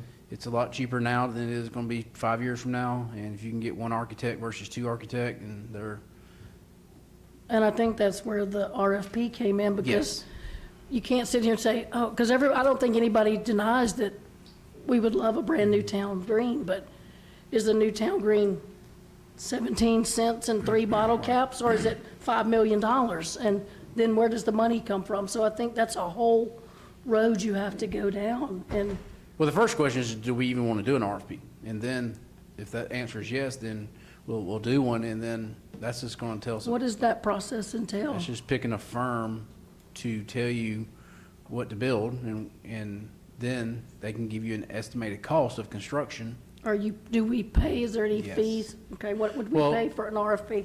So the RFP, no, there's no fee to draw Okay. one, but if you pick the firm, say you pick Paul Rosenthal Architectural, and say, all right, you either win in bid, now design a town green, and then they will design it with input from city staff, from council, what their needs are, and then, just like the library, they would come back with a cost, this is what your cost is gonna be. Do you wanna continue? Right, so but we wouldn't know what Paul Rosenthal's architect No. firm charges to do that. You could write the RFP to say you picked Paul and you picked Natalie, and you picked, or you just put it out there for public bid, and you could have 10 Yes, people. that doesn't, right, but, 10 different designs. but to get a price on what a town green costs, you're gonna have to pay for You're gonna have that. to pay for that. Yes, but to picking a firm, no. I would say, I'll read some. Sorry. You're saying we can't put proposals out there to say to bid, starting at $5 million? Come back with your proposal, your designs, your renderings, and we end up with 6 people that bid, that we can't choose one of the 6? Typically, you would do an RFP for architects to draw X or to design X. And then that doesn't cost nothing. And then you say, okay, you're it. Now, we like your design. You know, now tell us now let's do engineering cost.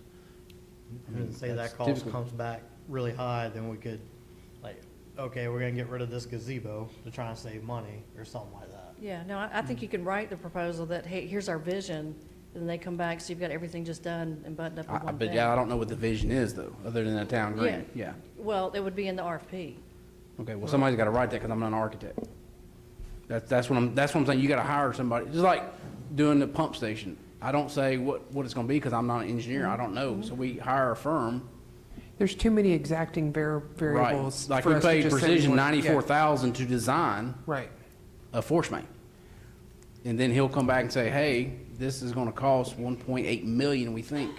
but we won't know until it goes out to bid. Typically, we'll do an RFQ. I mean, Yeah. we'll do a request for qualifications and a qualifications-based selection, and we'll get, let's say, we get 3 architectural firms that submit, and as part of their technical approach, they'll present their ideas, and so that you can look at it and say, okay, well, we like these ideas, and then you select that, and then you request a proposal from them, and that will be where they present their fee, and then you can negotiate that, and if you don't agree with the fee, then you can have the option to go to the next bidder. I mean, so that's The fee for the firm or fee for the design? the fee for the design. Okay. But typically what you would do is you'd say, okay, here in my technical proposal, you're gonna give the idea, we'll put out what we think we're looking for. They'll present it back in their proposal, and you look at it and go, well, that's probably gonna give us a town green that costs this much, but this one over here is probably gonna cost way more than that. That may be part of the decision of whether or not, which firm's giving you the best value for you. Anyway, that's the way I would approach it with the RFQ. And then once they present their proposal, then, I don't like a fee-based selection, and of course, Robbie will know we don't want to include fee in that, but in the selection process, but we can actually get them to submit what their proposed fee is. So once we make a selection, then we can look at their fee. And they would submit their design, and we would go yay or nay? Well, then they would do their design, and then it'd work from there. So we wouldn't have to tell them, like Danny is, I think, saying, we wouldn't have to tell them, this is what we want. They're going to show us what they think would be good, right? Or a I mean, combination. It's a combination, yeah. Well, my line of thought is, one, I would want to know, we ought to have some baseline. I mean, we don't want to start all these balls rolling, and this one wants to spend $500,000, this one wants to spend $5 million. I think we need a consensus on what we'd be willing, some ballpark to spend. And then not only that, is how we're going to pay for it, because all plans are wonderful.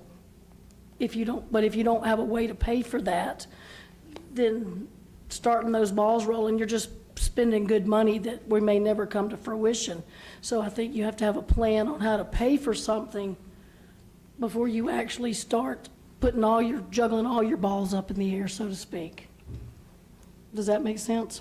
It does. The only thing is, I don't know the ballpark. Like in your metaphor there, I don't know if we would know where to start the outfield and where the catcher's gonna go. Like, I don't know the range, because that's not my area of expertise. I mean, I used to be a landscaper, so I can come up with some bushes, stuff like that, but I've never designed. Right, but do you have an and did the idea whole of park. what you would be comfortable spending for a town green? And then how would you, and then do you have, being that you're economic development, do you have any idea the process of how we would begin to pay for that, where that money would come from? Monroe, I think, didn't they, Paul, get a grant for your new town green? They did. They got a large grant that covered a large portion of the cost. $2 million. Yeah, so there's I think it always was a that. $2.5 to $3 million build, and I think just north of $2 million was funded by a grant. What was do you know the total cost of y'all's town green? I think it was it's 3.5, and that's about an acre and a acre, 1.2, 1.3. And that's with the amphitheater, that's with the restrooms, and there was a lot of environmental we had to do on that site because it had some environmental remediation requirements. Yeah, because that used to be the old gin, right? The granary or? It used to be an old hardware lumber site. Okay. But we did get a large grant that covered a big chunk of it. I believe the issue would be, does the council feel a need for a new town green? If there is a need, are you okay with the location? And then do we want to pursue, so we can find out the information that you need to make a decision on? Because until we pursue that information, we're just not going to have it. It's not going to fall in our laps. Well, I would support, I think we need a new town green. I like putting it next to the library. I like Bill's idea of an RFQ, which seems to take a lot of the financial burden off of the city to get some ideas. And let's give Danny the opportunity to go shop for an RFQ, just to see what we're looking at. I mean, I don't know I don't know how much it's gonna be. I have no idea, but until we have an idea, I can't even begin to think how we might pay for it. Let's request for qualifications, that's what RFQ is, for somebody that don't know. Okay. If you look at your acronym sheet, that'll make. I'm just going with Bill over here. He's the engineer. Yeah. Bill will do it. Okay, I think, Brandon, you're looking for, Over there. is everybody okay if we pursue that? And it's gonna cost some money. Well, not for the RFQ. It will what will it cost us? I Everything thought- costs money. To do an RQ? RFQ won't cost, it should not cost. The first stage won't cost. Yeah. And that's not gonna cost any money to get the ballpark, I don't think, correct, Bill? No, we'll put it on the street. They'll submit their proposals, their qualifications, and then we'll have a selection committee to look at it, and we'll look at, and then at that point, we can figure out where the price is. Okay, so we're not paying anything for that little first segment you just said, though, right? Yeah. Okay, It's all yeah. selection. I So- see no so reason does- why not to.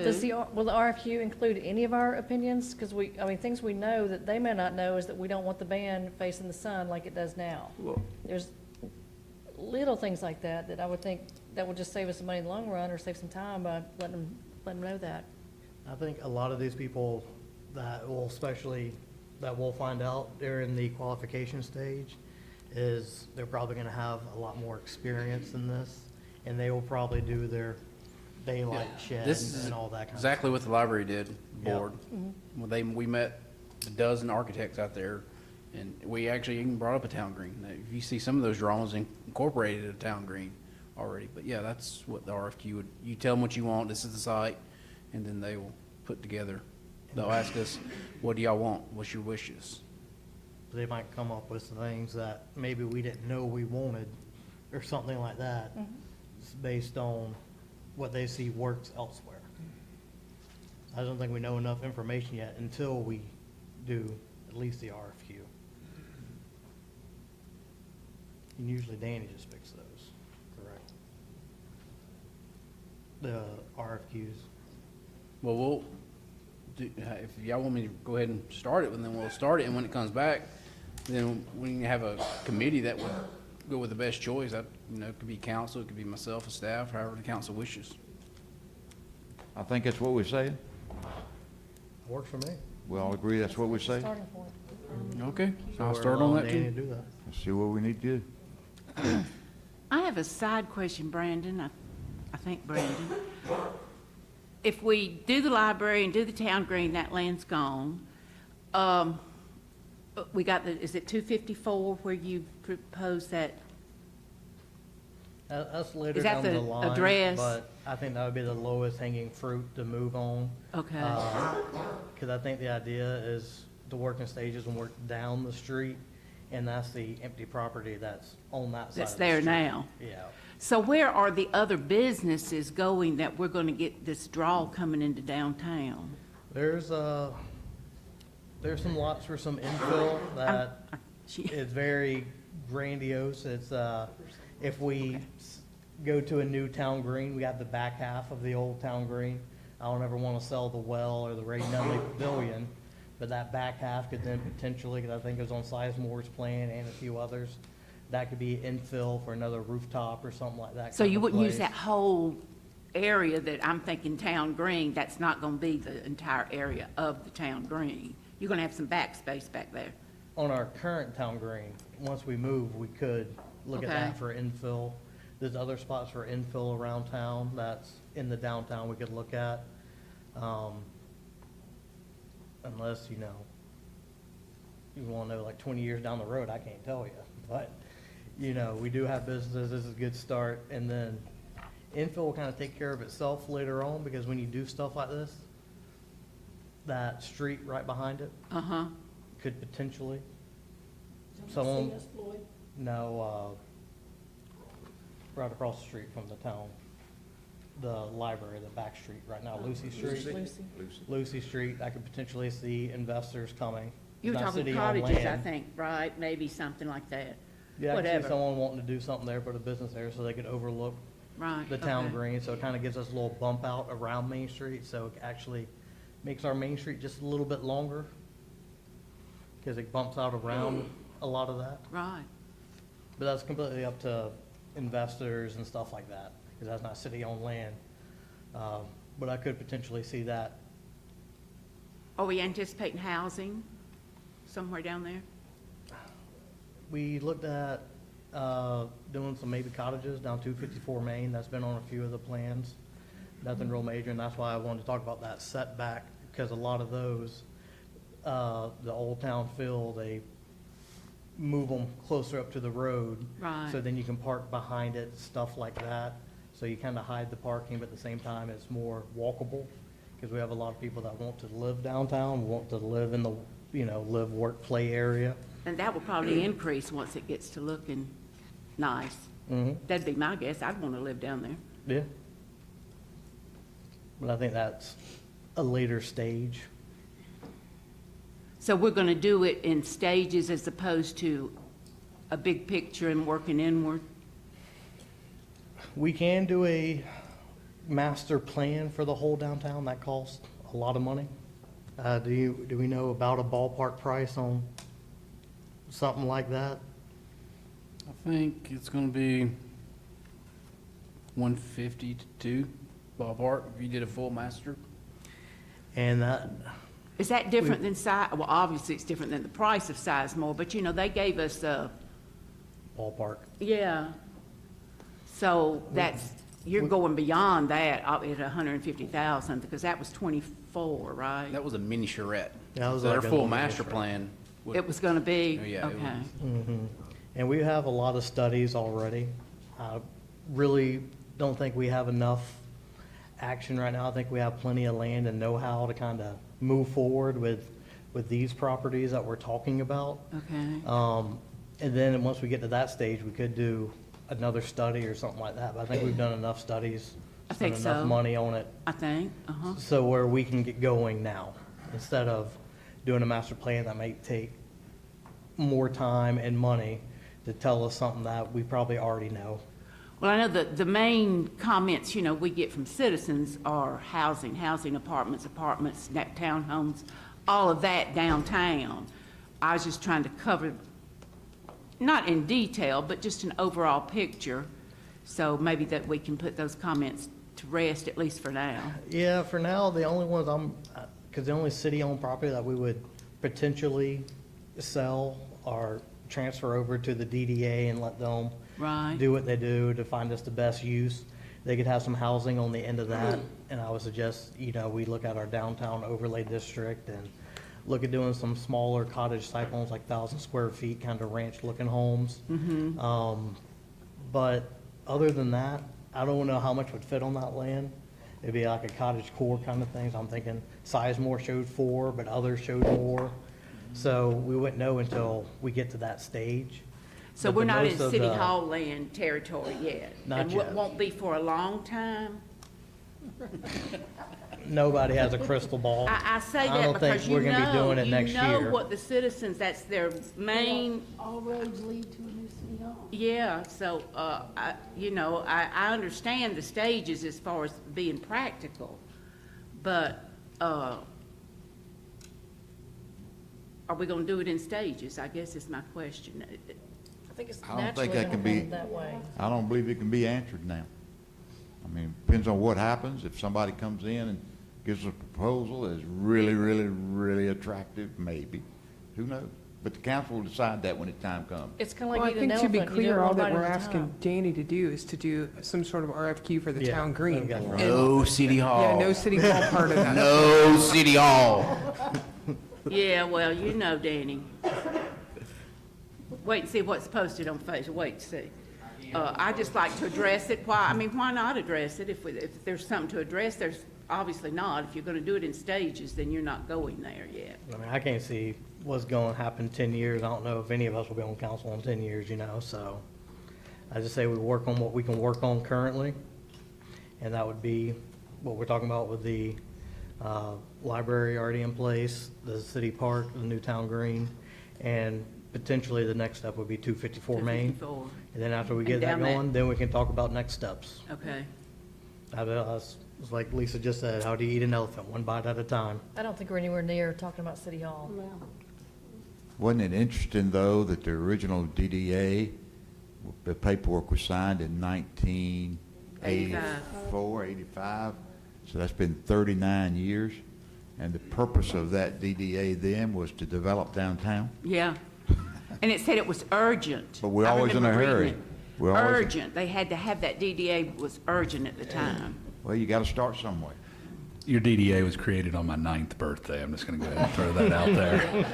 Golly, that's- Yes, hush, Paul. Go back to sleep, Paul. Was that 75 years ago? Something like that. Something like that. Just graduated high school. I So just saw Danny- that. I said, hey, it's a birthday present.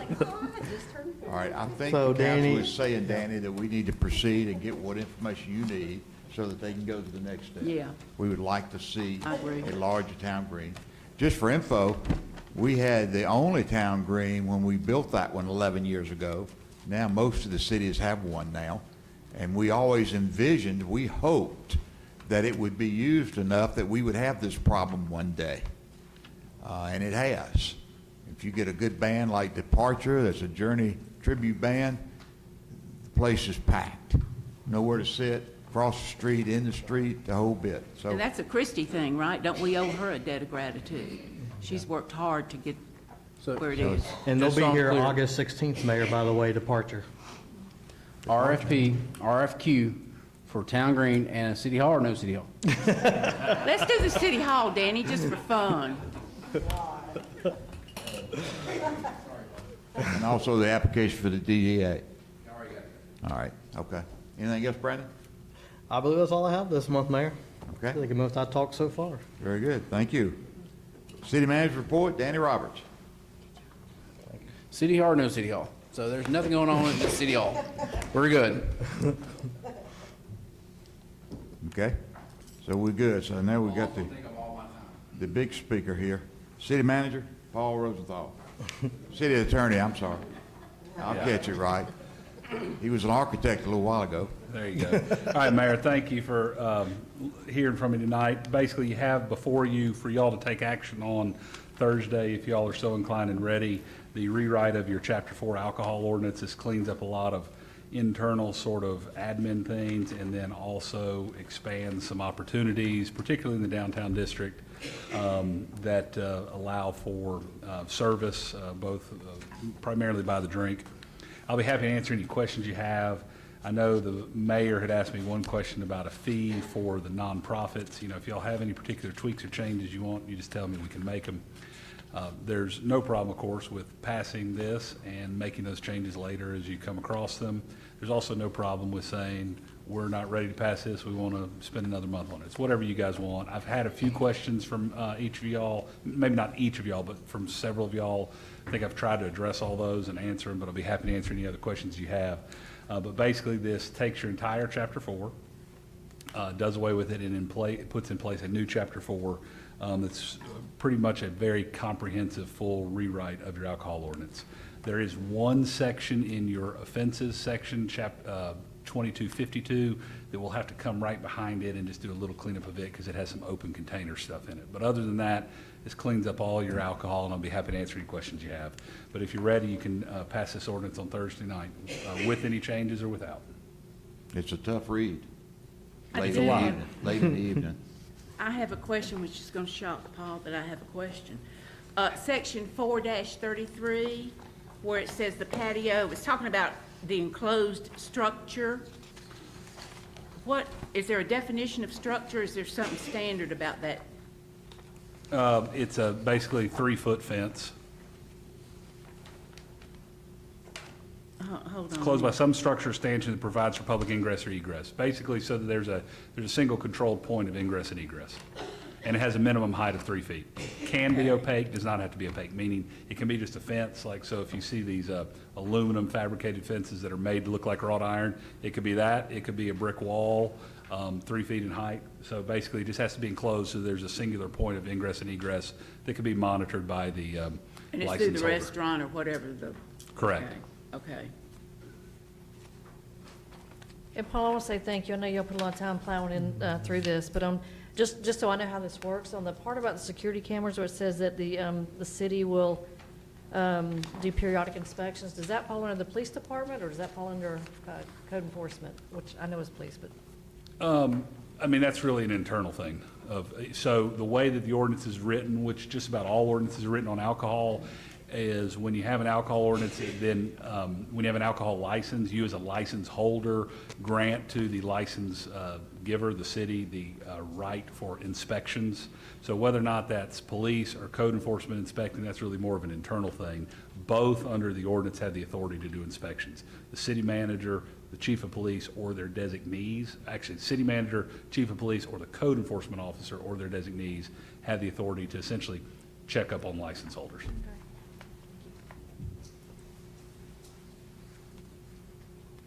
Okay, so you gonna go ahead and change a few things that's been discussed with you up until now? The only one that was a change was just the discussion you and I had as to what the nonprofit beer and wine on-premise pour and the nonprofit distilled spirits or liquor pour fee was. It's a little bit lower than the for-profit pour, Right.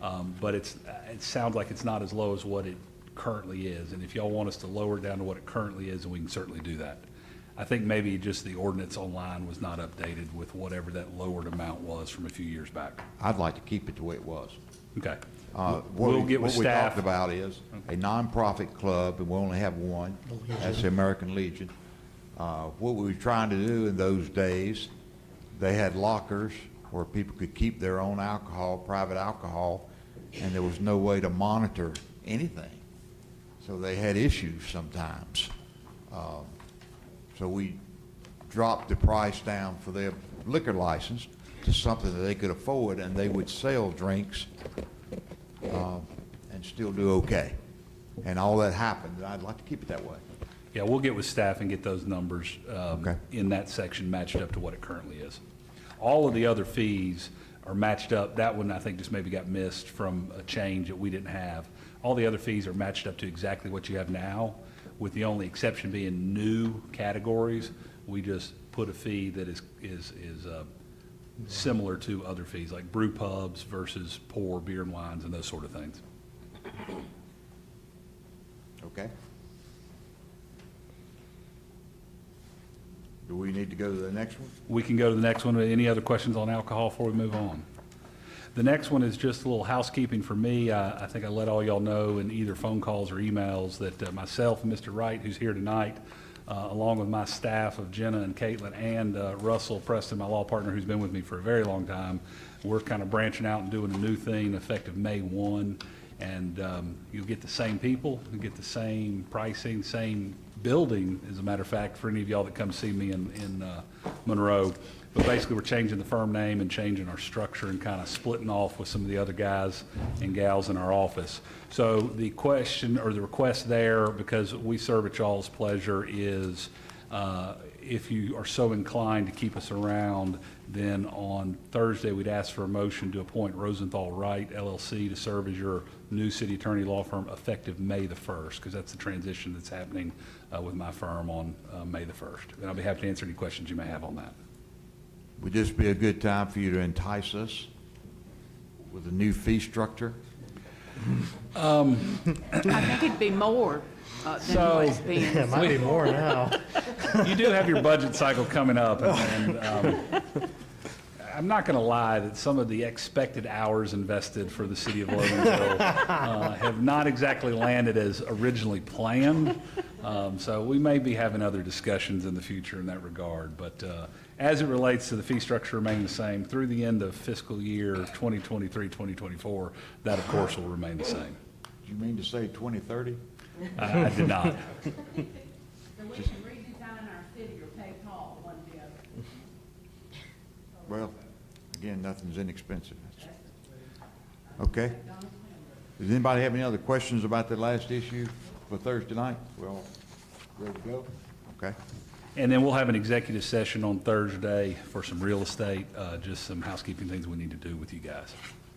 Okay. With that said, this is the time we open the meeting up to public comments. Anyone who would like to make a public comment, that's fine with us. You have 5 minutes, and we can start now. I already see one hand. Yes, sir. Be right back with you.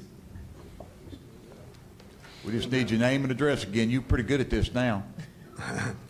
Larry Combs from Bay Creek Commons. I just, thanks to Mayor and Council for listening to me. I just want to thank you for fixing the flood problem I had at Bay Creek. 2 owners, Patty Wolf helped us early on by having a little council meeting where we let the commissioners, the council people running for council speak with us. That's how I met Patty and Lisa. And Lisa helped me all the way through. I didn't know how to get this done or how to even ask. And Lisa showed me what to do. And then followed up the whole process. She's been following up with me. I especially want to thank Danny Roberts for giving us the money and for Bill Braswell came out and did it. And his people did a beautiful job. I got pictures. I don't know if it worked, but I thank you anyway. It's a beautiful job, and I know when it rains, but I really appreciate it. When I first asked for this, president of our HOA, she's not here, told me to forget it. The city won't do anything. And I accepted that for a year, and then we had this little commission, this meeting of the council people, and encouraged me to ask. And a lady called Bill to come out and look at her wash in the back of the house. And I met with Bill that day. And he said, I can't help you. That's, landscaping problem with the complex. But he said, well, but we're responsible. If it was coming in your driveway, then I would help you. And I said, hey, how about go and look at my driveway? I just really want to thank you. I very much appreciate it. Thank you for your patience. Doesn't happen overnight, though, does it? I'm not complaining. Yes, sir. I'm I not understand. complaining. I didn't expect it, and I'm not complaining. I just appreciate it. It made my life a whole lot better and made me feel a lot better about the city of Loganville, and I feel good about what you all do here. And you got some good people and some educated people. But on that logo, I really like that logo. But it should be Georgia Tech colors. And to hell with Georgia. Okay? Thank you. Good job, Luke. That's hard to follow. Yes, ma'am, in the back of this next young lady that raised her hand. We'll be right back over this side.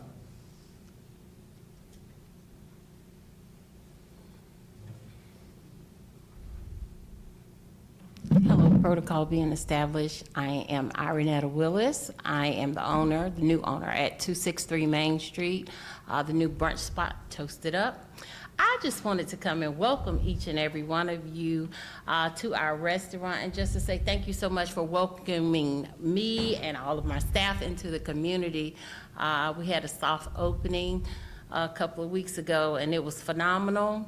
And if it's any indication of how well it was received then, I think it'll be a great fit for the city. And, I look forward to working with each of you and meeting all of you. I've met some of you, and I just wanted to say thank you again and welcome, so that you'll know that it's not just my brunch restaurant, it is your brunch restaurant as well. What day is the Okay, official? grand opening is Saturday. And we'll have extended hours on Saturday and Sunday, but normal hours are Saturday and Sunday from 10:30 to 5:30, and then Monday through Friday from 7 to 2. You have a ribbon cutting or anything like that? Well, I haven't, but I was going to ask that. Yes, sir. Yeah.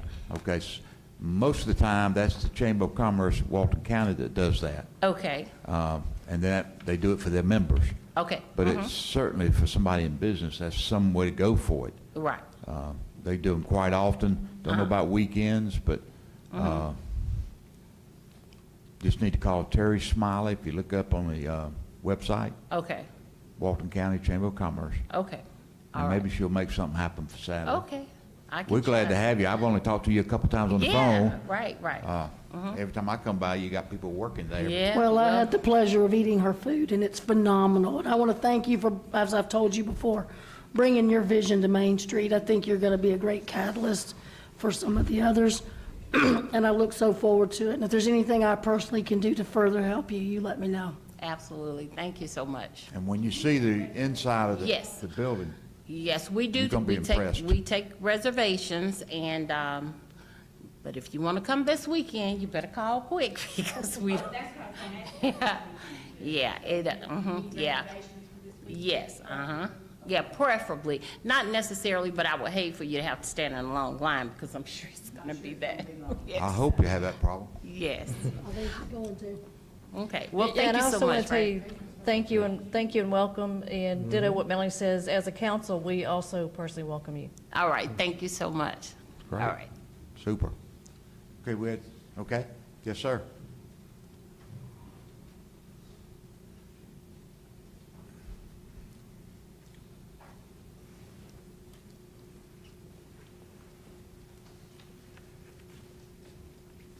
Yes, my name's Donald Camp. I live at 2525 Marla Way in Loganville, Georgia. I own the property at 4615 Loganville on Highway 78. I've owned it for the last 46 years. I'm also one of the owners of the Loganville Package Store. So I'm totally vested in Loganville. And in the last 10 years, I've had offers to buy the property, and as we know, they don't want apartments. So I hadn't sold it to them. But Loganville has put a new zoning in, PUV. And the Kittle brothers and their engineer has worked with the staff, and we thank you for that. And I think we've met all the little percentages that they want. But our problem is, we can't get anybody to tell us about the sewer capacity. I think every other box has been checked.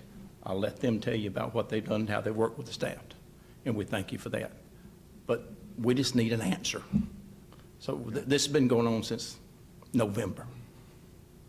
So that's what we're here for. But this is the people that's going to develop it. That's their engineer. And they're going to tell you what they have done and hadn't done. But thank you for the time. It's beside the American Legion, and most people think Maxie Price owns that property, but I can assure you in the last 46 years, he hadn't paid a single piece of tax. That's been me. But most people, just like yourself, think that's Maxie Price's property, where he's got all his campers. Yeah. But that's not the case. I just let him put them there. Really? Yeah. And anybody else that happens to put cars up there, I saw some cars up there for sale yesterday. So it's just open for whoever wants to do it, I guess. But this is Kittle Brothers, and they're the one that's going to hopefully do the development. Okay. Mayor and council, my name is Judson Kittle. I got my brother. He couldn't make it, so I'm here. I'm a residential developer. This is my engineer, Alex Nash. We're looking to develop the property, and we've got 45 townhomes, 45 houses. There's a mixed-use part, commercial part up front. There's also a redevelopment of the American Legion, which they'll get a new building. What we're really trying to look into is sewer capacity for the Logan Point pump station. Now, we've been told that it has a reservation for phase 2 of another job, but there's no plans that have been put in. What our question is has there a sewer capacity letter been sent to the developer of the phase 1, phase 2, or phase 3 of the residential community? I think it's Logan Point subdivision. Is it Century that's building it out? Century Communities? So what our question is basically has a sewer capacity letter been sent to that developer that he has the capacity, the reserve capacity for the rest of the pump station. If not, then we have every right to have what's left capacity for that sewer pump station. Are your plans in yet? No, sir. We have to go through rezoning, and I'm sure that, you know, I don't know where phase 2 is, but as Mr. Camp said, we have checked every box in our mind of getting this through. Our only question is which is the first thing a developer looks for is sewer capacity. I mean, if it doesn't have sewer, we got a problem. So we're just wanting to know what's going on. I don't know if the city attorney, I've talked with Mr. Phillips here in the back. We've been kind of inquiring about this since November, really jumping on it since January. I know the EMI, EMI did a consultation on it. There's a report that's been given. That report hasn't, I don't know, been divulged to us or been looked over, or I'm sure Mr. Phillips is looking at it. But we want to move forward. We want to do this for the city. It's going to be a great property. Mr. Camp, you know, it's going to be good for Loganville, but right now we just don't know if it's got sewer. Do we need to upgrade the sewer station? If that's the case, then we need to back into our numbers, make sure that, because, you know, there's rock out in that field. We got to deal with that as well, and it has to be feasible for us to come in and to develop the property. So if there's anything else, my engineer, Alex, you got anything really? Yeah, I'd like to provide this site plan for y'all. Well, I do know that pump station has been in question of the last while. Brandon, are you prepared to share any new information? Mayor, Or Danny? this file came to me last Wednesday, and just candidly, you have a potential rezone coming before you, which hasn't even been filed yet, hasn't even been advertised, and basically you have an administrative issue that needs to be processed with your staff at the end of the day. Day-to-day operations need to be handled by your staff. They are in the process of handling it. It came to me last Wednesday while I was on vacation, so I provided a preliminary answer to them and told them exactly the things that we need to do, which is a lot of work with a lot of engineers that have input greater than mine, and a lot of historical research on status of that pump station. At the end of the day, it's simply not an appropriate forum to be addressing what should or shouldn't be done on an administrative basis as it relates to whether or not a sewer availability letter should or shouldn't be provided. Plus, you don't even have a rezone application filed. It's just completely premature. So that would be, the first step would be the rezone application. Get that done, and then we'll go into the plans and that kind of stuff. And it is timely. Done the rezone application? We met with the city, what, was it 2 weeks ago? I think we met with the city manager about 2 weeks ago, and we came up with a game plan. They invited us here tonight to ask questions, just to see what's going on. Skip, did you meet with him? He pointed at you. Skip, did you meet with him? Danny. I met with Mr., yes, sir. Oh, Yeah, Melanie. she was in the meeting as well, and Mr. Danny was in the meeting. We were just trying to figure out what's going on so that we can figure out if we're going to move forward or not. We'd like to rezone the property, but also we need to know if we have the utilities. But what I was told was there was a report done, and that's going to tell the sewer capacity. I'm just telling what I've been told. There was a report done. It should tell what the capacity is. Are we there? Do we need to upgrade it? What percentage of upgrade? So I agree with council, your city attorney. I'm just trying to ask questions to see what's going on. That's all. Thank you for your time. Yeah, I think we need the application for zoning first.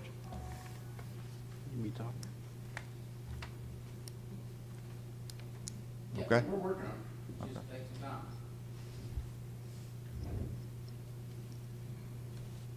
Okay, anything else? Anyone else? Okay, seeing none, do we have a motion to adjourn? So moved. Okay, we have a motion to adjourn, do we have a second? Okay, I think we have a second. Okay, we have a motion and a second, all in favor say aye. Aye. Those opposed, meeting is adjourned.